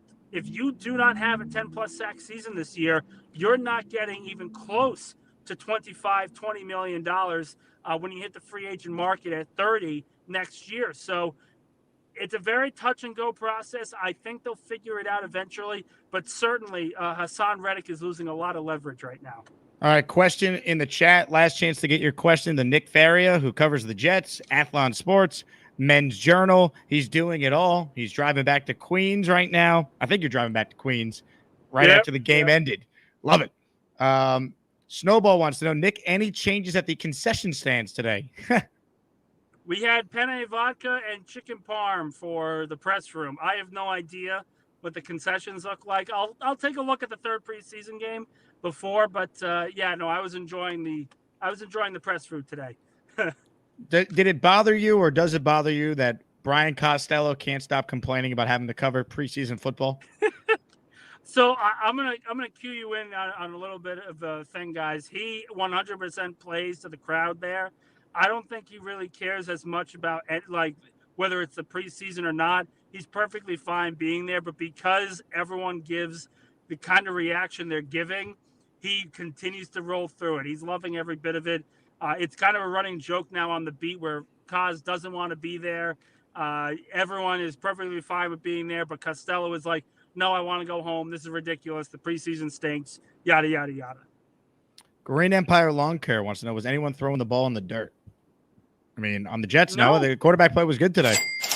Quarterback play was very good. And even Washington, I mean, I'm not a big fan of Mariota. I don't think he's going to be doing much for them this year as long as Jaden Daniels is the starting quarterback. And Daniels looked phenomenal today against the Jets backups. But no, I thought this was a pretty solid preseason game. You know, very competitive, both sides playing hard, some great players on both sides, good defensive plays, good offensive plays. This was the kind of game that you look at, and you didn't really hear Costello say, like, oh my God, I can't believe I'm here. This is ridiculous. Like throughout the entire game, I know sometimes he just consistently talks about it. This was more of just a, hey, yeah, this is a pretty damn good preseason game. That was an enjoyable watch. Mike, the stat guy, the worst quarterback was Taylor on both sides, surprisingly. I mean, to be fair to Tyrod, he had all the backups around him, and it was the first two drives of the year where they were basically screwed over by some penalties and stuff. You can't take anything away from Tyrod Taylor other than he got out of this game healthy. He was awesome in the joint practice the other day with the starters in the rain. I'm not worried about Tyrod at all. No, not at all. And I will say he had 2 first downs. He had 2 first downs that were called back because of a penalty, whether it was pre-snap or post-snap overall. So the people that are worried about Tyrod Taylor, I don't think that's a problem at all. Was he the worst quarterback? I wouldn't even say so because I thought Mariota wasn't very good today at all. I thought Taylor was perfectly fine running the offense. He holds the ball too long no matter what, and that's what backup quarterbacks essentially do. But when you have a guy like Tyrod Taylor playing as consistent as he has over the last decade, this is the kind of backup you want leading your team.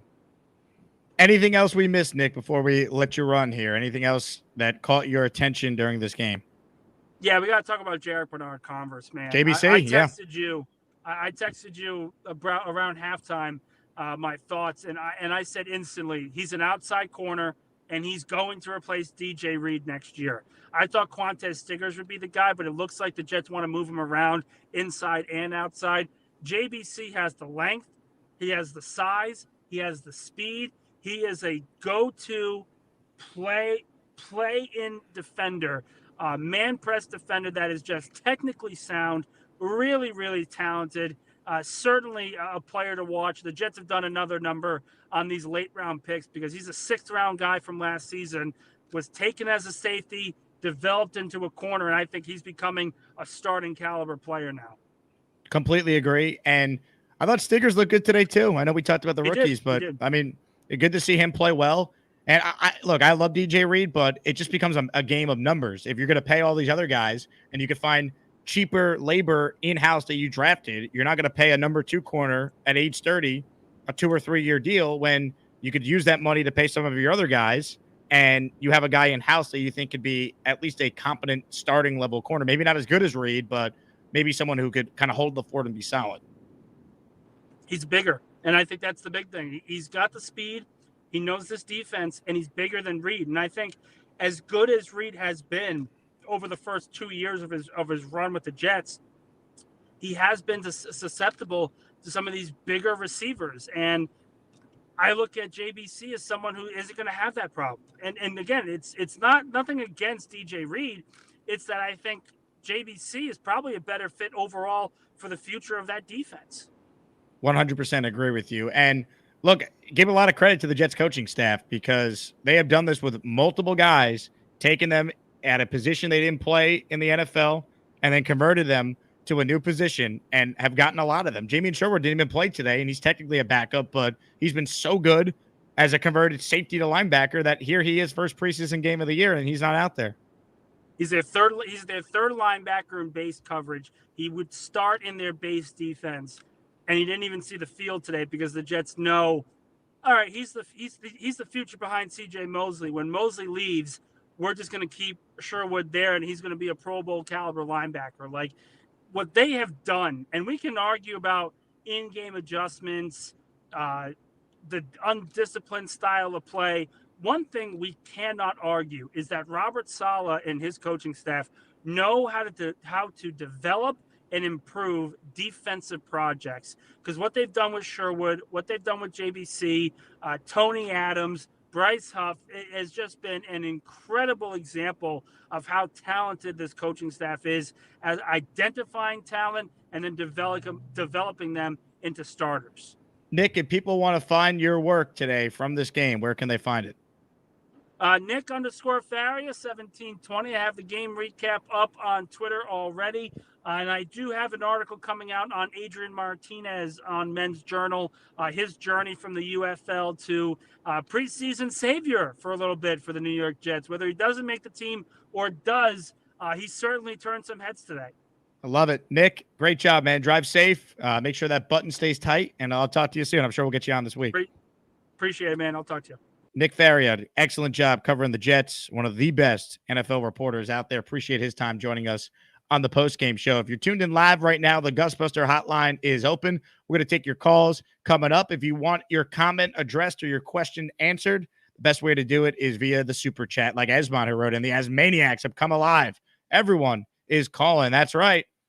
That is right. Shout out to all the Asmaniacs. If you want the same hat I'm wearing, go to jakeasman.com/shop.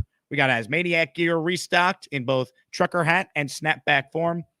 We have everything restocked, including an entire line for the female demographic out there, the 4%ers. That's right. The summer merch drop featured an entire catalog of clothing for our great ladies who tune into the show. Want to make sure you guys are aware of that. Slides, sandals, shorts as well, plus new hoodies and t-shirts with the alternate all-black logo available at jakeasman.com. We get back to your busy phone calls in a moment. A lot of people still on hold, so we will get to you, and we'll continue to talk about a Jet win, baby, a 20-17 win over the Washington Commies. But first, we take a quick break, and when we come back, we get right back to your calls. And the pick is in. Here to announce the 13th pick in the first round of the 2023 NFL Draft. Representing the Jake Osmond Show, here's Gator McCluskey. With the 13th pick, it looks like we have a trade with the Green Bay Packers. I'm going to pass out.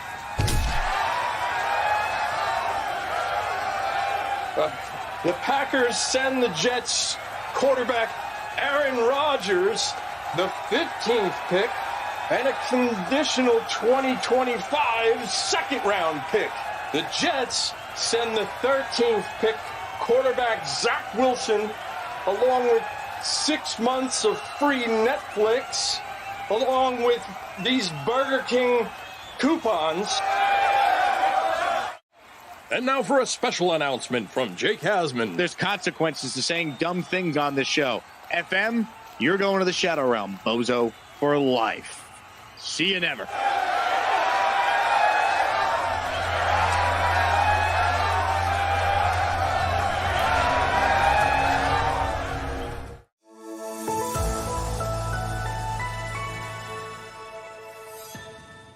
get back to your calls right now. Let's go to Charles, who's up next on the Gusbuster hotline. What's up, Charles? Hey, Jake. Look, I was pleasantly surprised. Well, let me rephrase that. Just Dwayne Brown is a bit. The Russian Minister of Defense, Sergei Shoigu, and the General Chief of Staff, Vasily Gerasimov. I'm sorry. You have like some weird pain fetish. I understand that, but sorry, I am. Oh my.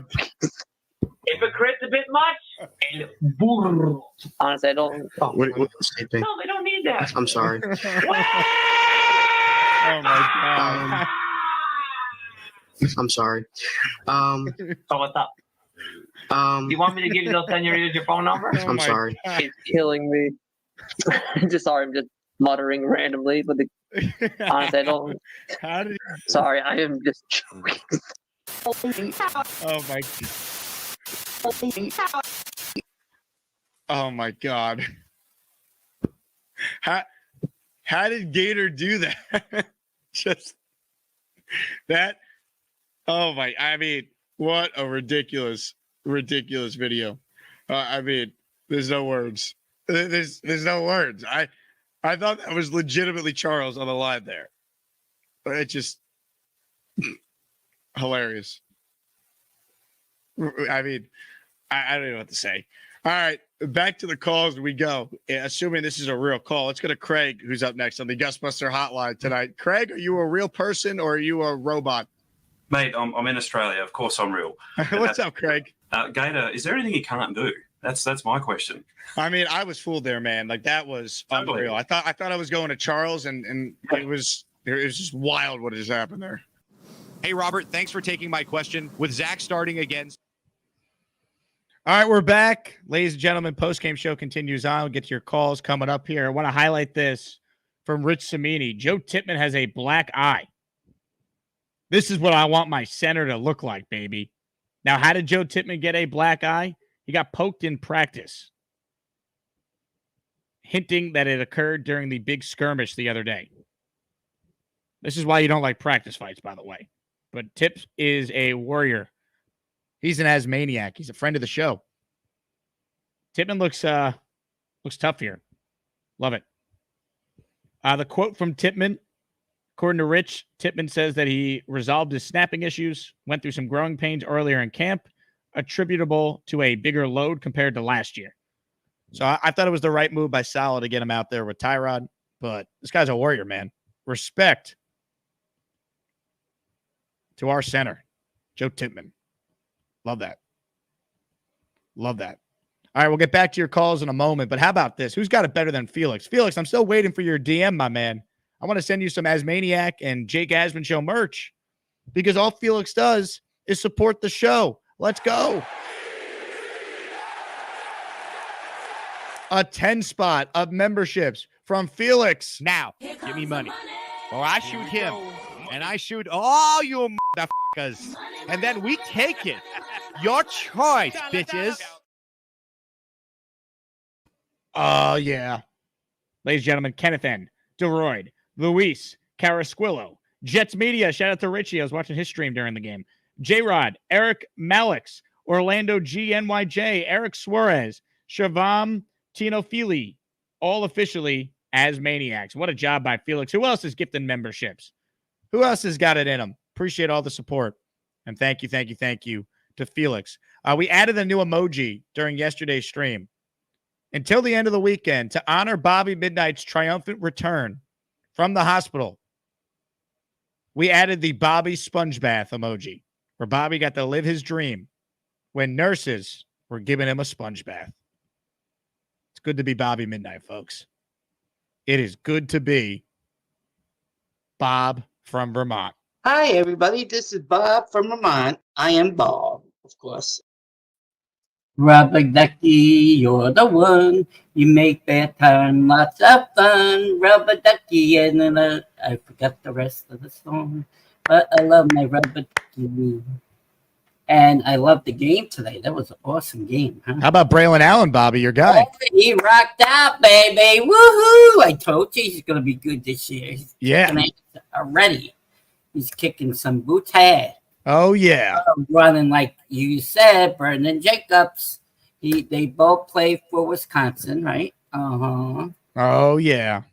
Remember that Hall of Fame game when Brendan Jacobs, that first run up the field, he knocked over everybody like pins and that. I liked what Allen did today. You know, did you see what he said after the game? I don't know if you saw his press conference. No, I did see it. He said, I just want to thank all the Jet fans for believing in me, including Bob in Vermont. He did not say that, you liar. No, he did. He did. He thanked you. He doesn't even know me. Oh, he knows you. He watches the show. And that Smith kid looks pretty damn good. That catch. He made some nice plays. Crap. And I think I know who's going to be the third string quarterback. Who's that? Martinez. Adrian Martinez. You're sold. Yeah, he played for the UFL. What team did he play on? I don't know. He played good. I remember him playing UFL. He is a good player. What team did he play on? I forgot. Oh, okay. I asked you if you knew. I forgot. No, I don't. I didn't watch the UFL. But he played good on that team. Eric says the Stallions, so we'll take his word for it. Yeah, I Birmingham think he's right. Stallions. No, I think he's right. Eric's right. Pretty sure that, yeah. But I remember him. That Peasley's all right, but I don't think Peasley looked good too. Yeah, he did, but I like the other guy. And that defensive guy, who's that defensive guy? That well, the first catch, the guy caught it, but he played great defense. What's his name? Jarek Bernard Converse was excellent. Yeah, he's gonna be a good one. They're gonna keep him. Definitely. Yep. And then V-Man is right that Ryan is on the commercial. I saw Ryan on the commercial too. Mm-hmm. Yeah, he's just a little bit, and he says, "Yeah," like that. Yep. Jets tickets. Yeah, I don't know. It played during the game. You didn't watch it? I must have missed it. Yeah, I watched it. I watched the whole game. I'm good. I'm glad you're a big Jet fan. I'm a Giant fan too. They won yesterday. So. Yep. Hey, Gable lost a lot of weight. Yeah. He lost weight. He said he did Pilates all off season. That's how he lost it. Oh, maybe. I think he took Ozempic or Ozempic, but I don't know. Yeah, well, that helps lose the weight too. Yeah. And our team won today, 8-0. Yeah, they're playing right now. Doubleheader. Oh yeah, double header today. That's right. Yeah, Garrett Cole just got a big double play. Oh, good. That's good. We needed him to pitch good. And Hector Cortez pitched good today, so that's good. You're in a very good mood today, Bobby. I love getting feeling better than I know. You were so we figured out why you were so cranky for so long. You were dealing with a serious medical issue. Yeah, it was bad. And my brother helped me clean up the house. Good. You took your medicine today? Yes, I did. Awesome. Early before, like, I think 10 o'clock. Great. Yeah, I'm feeling better. And Bonesy called me this morning from the shoe store. Yeah, I had a great time. And V-Man's funny. I wanted to talk to Lane Train. He'll let me talk to him one time when he's live. Next time when you're both on, I'll try and make it happen. But Lane, he moves so quick, it's tough sometimes to track him. I know. I had to go to the bathroom. That's why I was on pause. Mm-hmm. I was waiting a long time. Nick Ferrier, the Eagle fan. He's a Jets reporter. I can't believe that. He's very good. I wonder who he cheered for last season, the Eagles or the Jets. Tom A says sponge baths from hot nurses can change a man's attitude. Is that true, Bobby? Oh yeah, sponge baths. Yes. Oh yeah. Me in the bubble bath. Yeah. Oh yeah. Yeah. I'm not even going to tell you to calm your freaky down. I'm just glad you're happy. Yeah, that looks good. Mm-hmm. Well, I think what Jake Quest should do is get another name, then he will get a membership. Maybe he will. I hope he does. Mm-hmm. And guess what today is? What's today? The return of Bobby Midnight. That's right. When are you going live? After your show. Oh, we're back, baby. We really are back. Yeah, I tell you, I'm feeling better. All right. Well, it helped with what you call it. The antibiotics are doing great. The antibiotics are doing great? Yeah. All right. We'll keep taking them. All right, Bobby? Great to hear from you. Yeah, I'm happy to be back. All right. Bye, everybody. Have a great show Bye, today. everybody. Bye, Jake. Bye, Bobby. Oh, I like the Yankees and the Jets. Can't believe Jake and Rogers met on more than just a hat on Bobby. Great call from Bobby Midnight. He's jolly today, folks. This guy's always jolly. Ladies and gentlemen, Weed the People is on the line. Hello, Weed. What up, Jake? How you doing? Hey, Weed. How are you? I'm all right. Just hanging out. Just enjoying my day. Enjoying the Jets win. That's right. Always good when the Jets win. Always good. Yeah, man. I enjoyed the game. It was a pretty good game. Yep. What stood out to you? That one defensive lineman, Taylor the third, he was nice. We got the 2 sacks on. He played really good. Leonard Taylor made some plays. That's a good point. Yeah, JVC. I mean, everybody's already said what we saw, but I mean, it was great. It was nice. We scored in the red zone twice. What team is this? When does that happen? I know, crazy. It's unbelievable, man. 3 quarterbacks, 4 quarterbacks. How many quarterbacks did we play? All of them. And not once did I have to shit myself when they throw the ball. No, definitely not. It was wonderful. I don't know if you noticed, I've been researching famous serial killers. Is that what that is? Yeah. Yeah. I don't know if you noticed somebody up there that we know. You know, one of them looks familiar, but I can't quite figure it out. I don't know. I feel like I've seen him before. Mm. Yeah, man. It kind of looks like one of our big time listeners, Charles Gorman. I'm glad to hear you didn't say Eugene. No, it's actually Anthony. Ah, man. See, I've been pronouncing it wrong all this time. I know. Me too. What can we do, Jake? We're only human. That's right. Well, great call, man. Great to hear from you. See you later, Jake. Ladies and gentlemen, we the people. We're here with Charles Gorman. Charles, you're about to get into your Uber, which I called for you specifically to leave Don Jose Mexican restaurant. Give us the breakdown on the night. Did you have fun? I had a good time. People were very nice. The food is good. I'm sorry I couldn't stay for long. My parents wanted me to be home at a certain time. I know I'm a grown-ass man, but their house, their rules. If you guys want to, do something like this, I'll try to come to it. Anyways, have a good day and stay healthy and God bless. Charles, thank you for the time. You're welcome. Ladies and gentlemen, there he goes. Charles Gorman, everybody. One of one. A legend of our time. Go Jets. God bless America. Charles told me that the service in the Uber was excellent. It was worthy of 25% tip. And then when we asked him why yesterday, he said, well, the Uber driver didn't touch him. So hand up, it's on me, right? I should have found out more before I said, okay, great, 25% tip. But I just want everyone to know that was the standard for Charles. If he didn't get assaulted by his Uber driver, the tip should be 25%. $60 Uber, mind you, that I paid for. But I'll say this. It was money well spent to have Gormani a part of this.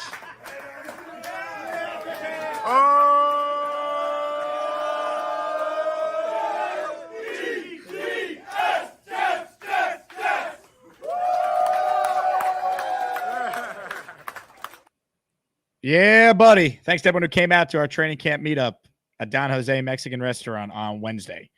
Ladies and gentlemen, more of your calls right now. Gary is on the line. Hello, Gary. What's going on, Jake? Quick thought real quick. In the preseason, I'm in the offseason, when things quiet down, like next offseason, weekly spot, half hour or so, Charles Gorman. Ratings bonanza. The fans will love it. Weekly spot when things are quiet. Just a weekly spot with Charles. Charles Gorman. All right, I'll consider it. Ratings will spike through the roof, right? When things are quiet, there's not a lot of football to talk. Charles Gorman, bang, ratings. It's like putting a hot chick, like just put a hot chick, you'll get ratings, but nothing like that at all, really. But kind of the same concept. Just you put Gorman in, you get ratings. Just a thought. Is that a Kenny Anderson Nets jersey? How did you guess it was Kenny Anderson? Tom Ace helped me in the chat. I knew it was a Nets jersey. I couldn't tell what player. Yeah, it's Kenny Anderson. How did they know it was Kenny? Oh, that's my favorite player. I said that on the when I was on the 411. I said Kenny Anderson was my all-time, and then until Marbury. But that's neither here nor there. What if we did a weekly spot with your nanny? She's picking me up tomorrow. She's back. She's home for the weekend, and my wife's out of town. My wife's working this weekend, so she's taking because I can't drive because of my medical condition. So she's taking us and having dinner with my parents' house before they move back to New York. So she'll be around tomorrow. All right. Some quick housekeeping. Brock Bowers has a couple catches for I think 25 yards, and Olu had picked up the penalty, so factor that in the mix. You are. I know what you're trying to do, and I'm not even going to acknowledge those comments. Continue. Just a couple housekeeping notes. Michael Clemens. I'm going to quote a really smart man named Paul Edson Jr., who said in his article, "Pretty damn good." Mike Clemens was pretty damn good today. I agree with that. Also, I'm going to lose my gosh darn bananas. Also pretty damn good was Izzy. And I still don't understand why he's going to make the roster or he's going to be in someone else's roster. I don't understand the love affair for the other two backs, and they were fine. They were both good. And why everyone dislikes Izzy. I just, he barely played last year. He barely got a shot last year. Played a handful of snaps. Was fine in the snaps that he played. Looked good again today.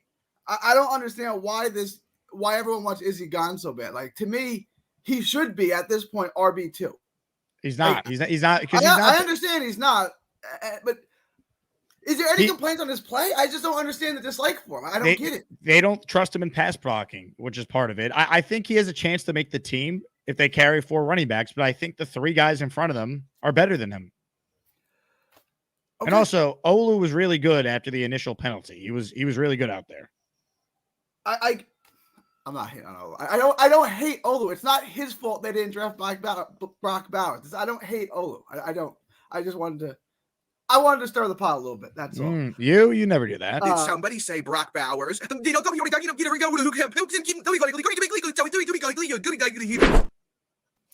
So two other things. Corley, I thought looked really good. Macalac Corley, as Tommy calls him. I thought Macalac. I thought his name was Mac and Cheese Corley. And Cheese Corley. I thought he looked really good. That was positive. I'm hoping he could be that slot receiver that we can count. He looked really good. And then the quarterback. Michael Peasley looks like a pro, man. I know it's limited snaps, but he looks Peasley? Andrew Peasley. You said Michael. Did I say it? I got Michael Clemens on the brain, bro. I got Michael Clemens on the brain. I'm sorry. Andrew Peasley. I really got Michael Clemens on the brain today. I almost did it again. Andrew Peasley looked like a pro today. When did we get Adrian Martinez? I haven't really been in the loop the last 2 weeks, but I obviously consume a lot of Jets content. When the hell did Adrian Martinez get on this roster? You're never in the loop. He was signed 2 weeks ago. But the last 2 weeks with the Olympics, I've been watching every single boxing match. I haven't been able to follow anything else. Are you watching Team USA basketball right now? I am. And I am too. It's looking good. Yeah. Although Wemby looks good, right? Wemby looks like a star for France. Thank you for that one. Yep. Peasley looks like a pro. He looks composed. He makes the right passes. He makes the right decisions. What about Martinez? Martinez made the splash plays today. Okay, so here's my, and I don't know what the deal with Jordan Travis is, if he's going to be ready to play this year or what his deal is. Let's say worst case scenario, one of these 3 guys have to come in the game for 3 quarters. Whatever. Rodgers gets hurt. I'm not counting on it. I'm just saying this is why you have 3 quarterbacks. Are you going to if you're going to suggest that Peasley should play in front of Tyrod, this call is over? No, not over Tyrod. If something happened to Tyrod, if they were in a position like last year where the Giants were, where their first 2 quarterbacks, including Tyrod's good. I think Tyrod isn't just not bad. Actually, you go watch the tape on him. I'd say he's pretty good. He's a top 32 quarterback for sure. He could start. Yes, I think he'd be in the 20 to 25 range if he had to start a full season. I think that's fair. 25-ish. I think that he's better than not bad. He's pretty good. He gets hurt a lot though, and that's my point. If you have to play a 3rd string quarterback, yes, who would you feel most comfortable playing with? Because that's the guy that should be on the roster. It's one game. It's one game. I don't know. I probably would say Martinez because of his athletic ability, but Peasley's been with them all offseason. Martinez got signed. He was the MVP of the UFO. He signed with them 2 weeks ago. I thought Peasley looked like a pro. One game. Can we see the next 2? I agree. I understood. It's one game. So I got Clemens, Izzy, Corley, and Peasley. Yeah. Peasley was the backup to Jordan Love for years at Utah, and then he lost out on the starting job when Jordan Love left, and that's why he ended up in Wyoming. But he was a fairly recruited guy. I don't know why he lost the job out to some guy at Utah. I never heard of, who never did anything. Big fellow with some housekeeping. Housekeeping note: Braylon Allen is damn good, Gary. So I want to understand. For Peasley, it's one game, but for Braylon Allen, I just did it again. For Braylon Allen, he's damn good. You don't see the difference. It's not one game for him. Braylon Allen's been really good in training camp against starters. He was good in the joint scrimmage as the number 1 running back when they were giving Brees a break. Like, Braylon Allen has been impressive since they've drafted him, and it translated today. He averaged 9 yards a carry. Andrew Peasley is, a journeyman. He's not starting ever in the NFL. I'd be shocked if that ever happens. Okay. You also see mid-round running backs. Mid-round running backs always, not always, but have a way higher hit rate than journeyman UDFA quarterbacks. I'm not saying Peasley is going to be a star quarterback. I'm saying of the 3, I think he looks like the guy that you could throw in a game in an emergency. That's all I'm saying. Like, okay. I guess we'll find out. I hope I never have to see Andrew Peasley or Adrian Martinez or Jordan Travis have to start at all this 100%. Year. 100%. I'd say in an emergency, in a pinch, if worse came to worse, of those 3 guys, I thought Peasley looked the most professional. Looked like he would be the guy that you could throw in the game if you had to. That's all I'm saying. What are we having for dinner tonight? Chicken and pasta? Definitely no chicken and pasta. My mom is making swordfish tomorrow. And we're going to have dinner at like 4 o'clock and we're going to eat all day. So I'm kind of looking for. So me and Charles will be having dinner at the same time. All right. We'll let you go, Gary. Thanks for the time. All right. Appreciate it. Chicken doesn't go with pasta. Don't you know it's disgusting? Chicken can't go with pasta. Why? Because of the texture. Instead, go get yourself pizza at the closest Shell gas station. Cause chicken don't go with pasta. I just discovered dogs are pets. Thank you for the brilliance, Gary. Joining us right now, I believe, is a first-time caller. I've known this guy for a while. I was with him at camp the other day. I believe he took his son to the game earlier. Ladies and gentlemen, it's our dear friend, Petey Pablo. What's up, Pete? What's up, Jake? How was the game, man? That picture of you and your son that you posted on your Twitter account was awesome. Oh, man, thanks. Jake, I'm speechless, man. During the national anthem, it was an incredible feeling. My son, grabbed me to hold on to me.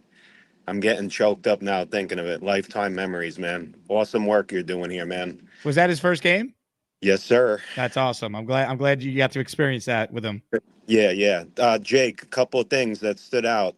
Obviously, Braylon Allen, JBC, and I liked what I saw from Leonard Taylor, but it was just, I thought there'd be a little more people at the game, but it's all good. First preseason game, couple of penalties, but, I don't know. I think the 12 o'clock start hurt some of the turnout, too. That's early for a game.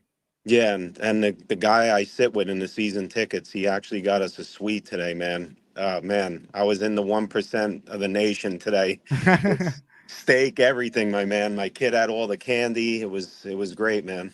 That's awesome. That's great. I mean, it was a fun game too for a preseason game. It was back and forth. Good, some big throws at the end by the Jets with Martinez. It was awesome. Yeah, Jake. A lot of people were slipping on that turf, though. It's just, I know people want. Yeah, people want it gone. Whatever, man. MetLife is awful, but we got to live with it. Yep, terrible. Anyway, You tailgate beforehand? What was the vibe in the parking lot? Yeah, we got there. Usually we leave 5 hours before a game, but today left about 9:15. We were there for like an hour. Then we went in at 11, and it was just first preseason game's a little bit different, man. But just wanted to call in and give you a shout, and awesome work, man. It was good to see you the other day, and appreciate all your support, man. Hey, likewise, man. Where can people find the content you produce on Twitter Spaces? Give people the handle. Oh, at PD Italy. PD, and then the country Italy. It's called Jets Commute. Monday to Friday, 8 a.m. to 10 a.m. Jake usually joins at least once a month, but first time on here, Jake, but been watching you a long time and just wanted to show my support to you, my man. I love it. Apparently you made an impression with Rat Diddy. He wants to know how Petey gets so much Jets access all summer. My sources tell me to talk to my agent.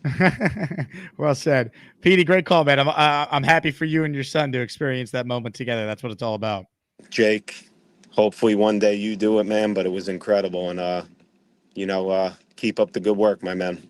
Ladies and gentlemen, Petey, check it in from the Jets commute. Great job by him. His signature headband look, him and his kid were rocking that today. It was awesome. It was awesome. Hit the like button if you're just tuning in. We needed a bounce back call after that Gary debacle, so I appreciate Petey for being the reason why. We have 402 people still watching. This is how I know this is the best fan base in sports, as if I needed any other thing to happen to confirm that. I've already known this. Game ended, what, 2 hours ago? 402 people are still watching after the first preseason game. Best fans in sports are Jet fans, bar none. Comments, questions, super chats. We'll cut the line. Team USA trying to hold on to win the gold right now, 82-76, about 3 minutes to go in the fourth. Bad turnover by Curry. What are you doing, Steph? Great block by LeBron, but they called a foul. All right. We'll keep you up to date on that as I continue to watch that. More of your calls right now. Ladies and gentlemen, sing along. B-Mac, look at my TV. B-Mac, I love Aaron Rodgers. Jets, go Jets. Hey Jake, good Saturday to you. Good victory Saturday. Nice for the Jets to get a win. And nice to see good quarterback play out there too. Yeah. Not trash Wilson. And I think Jerry's wife is about that's Jerry's wife. You might be right. And I do want to ask you this real quick, and I was going to ask you this yesterday, but Maggie was saying that the Jets, like, is it possible that the Jets should low manage Aaron Rodgers this year because they didn't let him practice in the rain? And so she was like, well, if they're gonna, if it's like, if the weather is bad during the regular season, then she thinks that the Jets should low manage Rodgers. Who said this? What you think? Maggie. Maggie who? She has that. She's on that show in the morning that they do. The Maggie Gray. Yeah. Oh no! If it's raining, Aaron Rodgers should play. If it's monsooning in a joint practice on August 8th, I understood sitting him. In any game scenario, Aaron's going to be out there. So you're not buying the whole Aaron management. No. This is not the NBA where we do load management. Each game is incredibly important in football. Unless everything is clinched going into the last game of the season, the Jets are the 1 seed, or they're locked into whatever seed they're in, then Aaron's playing every game if he's healthy. That's an asinine opinion if she said they should protect Aaron Rodgers in inclement weather. That is not so stupid. It's not even worth actually arguing if she actually thinks that's a good idea. Yeah. B-Mac, thank you. B-Mac, look at my TV. B-Mac, I love Aaron Rodgers. Jets, go Jets. Unreal. B-Mac, thank you for the call. I didn't hear Maggie say it, but if Maggie Gray is suggesting that if it rains or it's bad weather, Aaron Rodgers shouldn't play to protect him, that is not how the Jets are going to approach that. Give me a break. It's football. You play in cold weather. You play in rain. And if you're a Jet fan, all we've known is rain during home games the last, 2 seasons? I feel like it's rained during every Jet home game, especially last year. Felix Campos, you kidding me? Felix, you were the man. Another 10 memberships. $50 spent right here by Felix. You spent $50 earlier. You are the man, Felix. You are the absolute man. Thank you for the support. Money.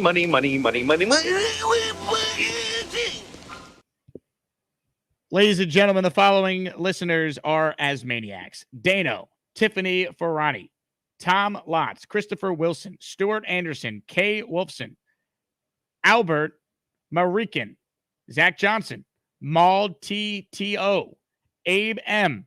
You are all channel memberships. Make sure you turn on memberships. Turn on gift receipts.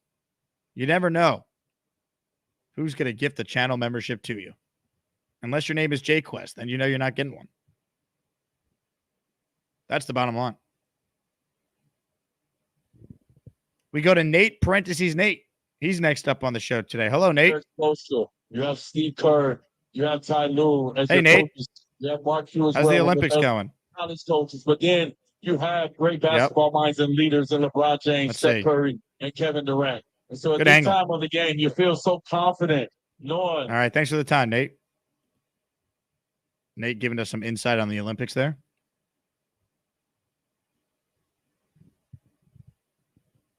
What a call. Folks, the Jake Asman postgame show is once again being brought to you by T-Squared Social. Next Saturday night, 1 week from tonight, we're partying in Midtown Manhattan at T-Squared Social.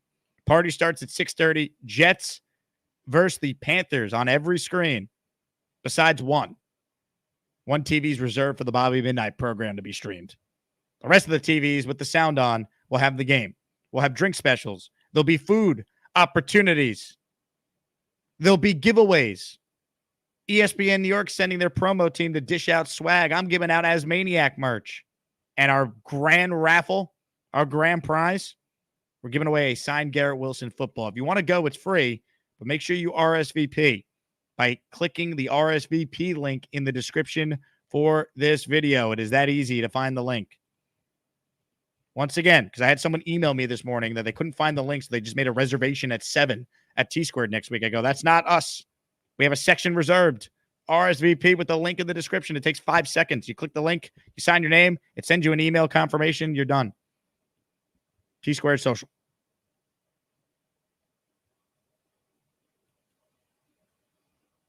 Ladies and gentlemen, we might have some breaking news. Jay Quest says, I just turned off gift receipts, and he's going to put it back on. He thinks he's about to score a membership. The rule is as follows. Whoever gifts Jay Quest the membership can pick any 2 items in the merch store, and I'm going to send it to them. But we're going to find out if someone actually could gift Jay Quest his membership. Going to find out. Going to find out. Big shot by Steph Curry. Anthony writes in, Jake, how far, honestly, do you think the Jets will go? Also, what do you need to know or heard anything about Reddick? I've heard nothing on Reddick. How far can the Jets go? I mean, they could win it all. I mean, that's the type of talent I think they have. Would I pick them to win the Super Bowl? I mean, it'd be hard to. Doesn't mean they can't, though. I think they're going to have a really good season. I think this is a division champion type of roster. 12-5 is my regular season pick, and we'll see the matchups in the playoffs. Ladies and gentlemen, Rick Kent is going to try it. 10 channel memberships have just been gifted. Will one of them go to Jay Quest? Money, money, money, money, money, money. Ladies and gentlemen, Curtis Russell, Clayton Canown, Cedar Wood, Big Zay, Ghost of Sparta, Spirit in the Sky, Bronx Jet Fan, Jordan Sedal, Darren Macatello, Joel Lopez, all channel members. Jay Quest not receiving a channel membership. Hit the Rick Kent emoji, though, because Rick Kent brought it. Thank you, Rick.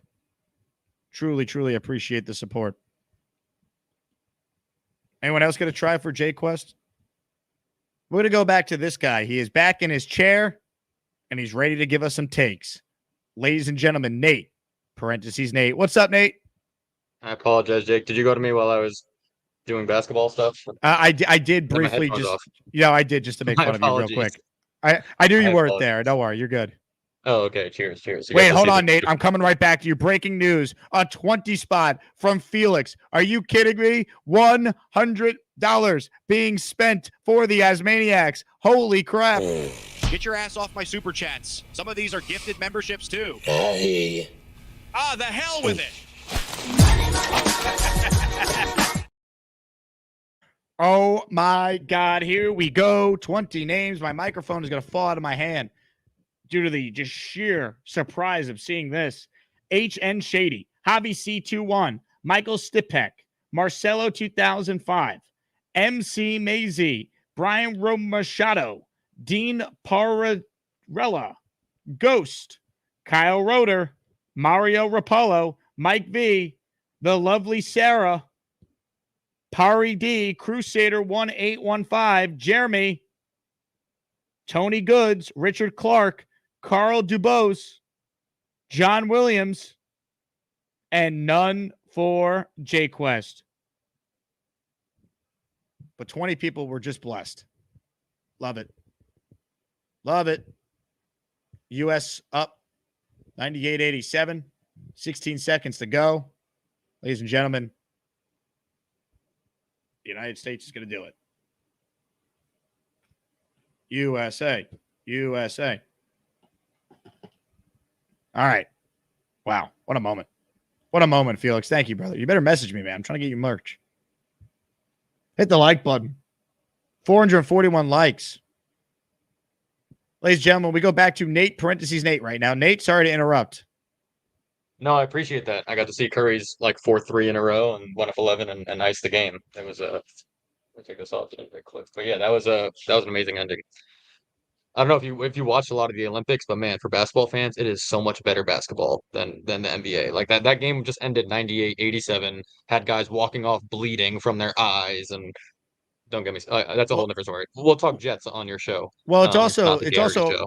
It's also 8 minutes less too in FIBA rules. No, but the rules are completely different. Like time or not, they don't call the game the same.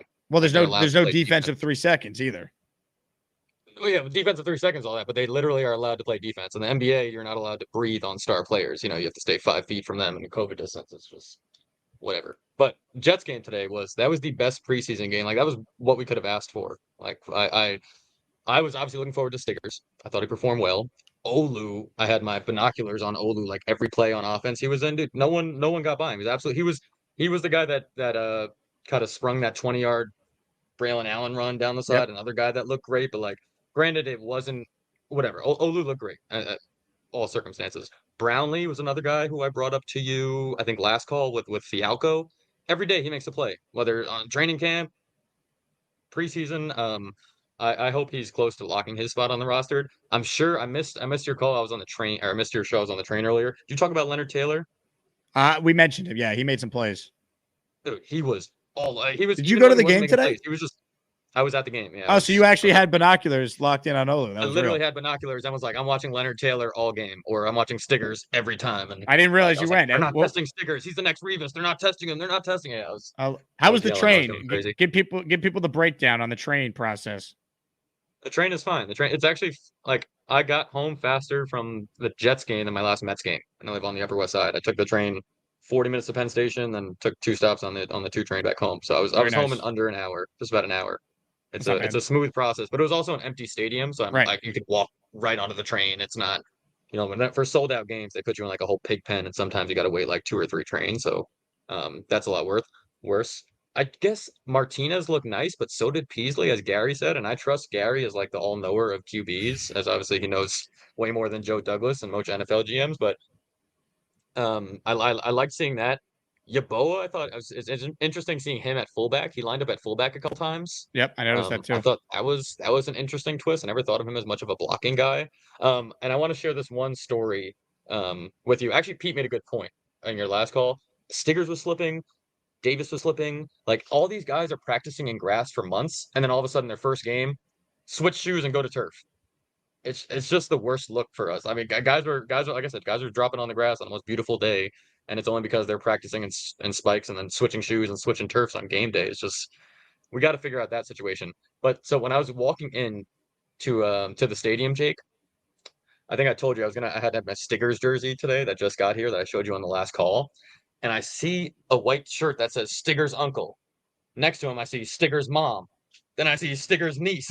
Like all of Stickers family was there, and they're wearing all the shirts that say how they're related to him. And I'm like, hey guys, I like your shirts. And I start breaking out my Stickers jersey, which was in my bag. And the mom was like, no, you're not going to do it. I was like, I'm a big fan of your son. Like, I love the story. And she's like, you're going to make me cry. And like, wow. And the mom was there, and they both broke into tears. Oh, that's so nice. Another lady there who saw the moment was like, let me take a picture of you guys. We're right at the 50-yard line, like the entrance, took a picture of all of us. She's like, I need those pictures. Grabs my phone, texts Quantez from my phone the pictures, and text her the pictures from my phone, and then he responds. He's like, hey, like to her phone. I was like, this is this is a surreal moment, and it's his first game. Like it was surreal for them. But yeah, she was in tears walking in, and she was like, I told him I'd be there on Tuesday, and I'll bring the jersey. I'm gonna try to meet him at a training camp practice. But it was cool to have this who you said last call, like he might have a different jersey number, but it was like grandma had the jersey, and I was one of the only people in the arena with a Quantes Stiggers jersey. But that is an amazing story. You got to be maybe the only Jet fan that actually owns a Quantes Stiggers jersey besides his family. Like, think about that. Yeah, I joked. I told the mom, I was like, I thought I was gonna be the only one in the stadium, and I forgot you guys would be here. So when I saw 37, that's what like, do these people 37? Something's going on here because we don't know a lot of. I don't know any other 37s in Jets history. So I say that's great. Keep 37. Keep 37. Yeah. And get it in the rafters, Quantes. I'm a big fan. That's awesome. That's a great story. I'm glad you made the parents' day, the family's day. That's awesome. Hey, if you form a relationship with them, tell them to get Quantes on the show. That'll be awesome. You are now the second YouTuber to contact me with that request. Oh, Nick Shine. Yeah. Hey, you think you got it working? I was like, yo, I'm not gonna text the guy. Like, hey, you gave me your number. I don't even text you. I was like, I'm not friends with the guy. Like, it worked with Joe Tippmann. Neil just had to stalk him on vacation to get that one done. Yeah, you're right. If I meet him in person on Tuesday, I told him like I would definitely want to have a conversation, obviously, and bring that up. But it was that's awesome. Yeah, dude, great story, cool man. Moment. And it was cool because that was the mom that signed him up for fantasy football leagues. I was talking to her about that. We spoke for 10 or 15 minutes, and she was like, "Yeah, he told me 2 years because I told him it was such an inspiring story, and like putting his family first, and then going back to football, and blah blah blah blah blah." And she was like, "Yeah," she was like, "I was the one that was that pushed him, but I signed him up for fantasy football, and he told me it wasn't real football, and it was so cool seeing the story in real life." And I was like, "Wow, this is why you come to preseason games." That's what I told myself. That's it. Jake, hey, I Nate, appreciate the time. Nate told me the other day that he is a first-year Jet season ticket holder. I'd say the first game is off to a great start of your season ticket era of Jets football.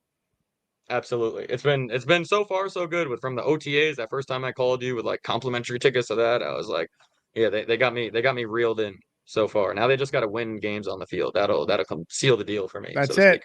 I love it. Nate, great call, man. Awesome job. Thank you as always, Jake. Take care. Nate, Nate. What a call. Quantes Stiggers and Nate becoming best friends. What the preseason is all about. Hit the like button if you like that story. How could you not? Dorian gifted 1 channel membership. Thank you, Dorian. Oh, nice. Way to pay it forward. Let's find out who got this channel membership from Dorian. It went to listener RayJet62. You are officially in Asmaniac. Love it. Absolutely love it.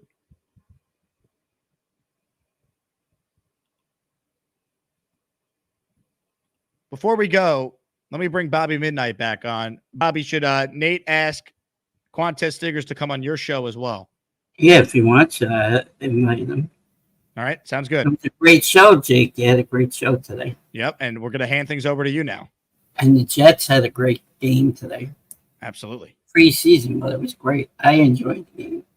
Me too. My brother came over to watch some of it. He said, "Oh, I don't really want to watch the preseason." I'm like, "Oh, come on, this is the Jets. Let's go." JET, you want to cap off this show with a Jet chant, Bob? You have that in you? Yeah, we could do that. All right. Okay. Jets, Jets, Jets, Jets. How's that? Let's go. One more. Okay. Jets, Jets, Jets, Jets. Yeah. Oh, I'm doing another Zoom meeting. Oh, farts, Jake's going live. Gotta end my friggin' stream. I'm Bobby. Great job by Bobby Midnight. Great job by all the callers. Great job by everyone who gifted a membership. Shout out to Felix, Rick Kent, Eric Barty. Couldn't have done it without you guys. William Sprague, of course. For every touchdown the Jets score, I guess that includes the preseason, William said he'll give 5 memberships. So we got 10 today from William. Love it. Thank you to Roland, TH3, everyone who sent in a super chat, everyone who just tuned into the show. It means a lot. This is the first of many. I mean, it shows you how great Jet fans are. 364 people are still watching a postgame show that started 2 hours and 14 minutes ago. After a preseason game on a Saturday. You guys are the best. Thank you for the support. We're back tomorrow. We got a big guest joining us. Green Bean is coming on the show. If you want to support me away from YouTube, join the Patreon. You'll get access to the Discord. You'll get 15% off on all the merch that we sell at jakeasman.com. You also will get bonus shows that are not on YouTube. You get multiple a month that are only on Patreon for you to consume. Patreon.com/Jake Asman Show. You also get the show in audio form if you want to connect your Apple or Spotify, and your name in the intro as well. Thank you to everyone who tuned in. Once again, my name is Jake Asman. This has been the Jake Asman Show. Enjoy your Saturday. We're back tomorrow with Green Bean at 10 a.m. Eastern. The New York Jets are undefeated in 2024, and that, my friends, is the only thing that matters. Talk to you guys tomorrow. Let's go Jets.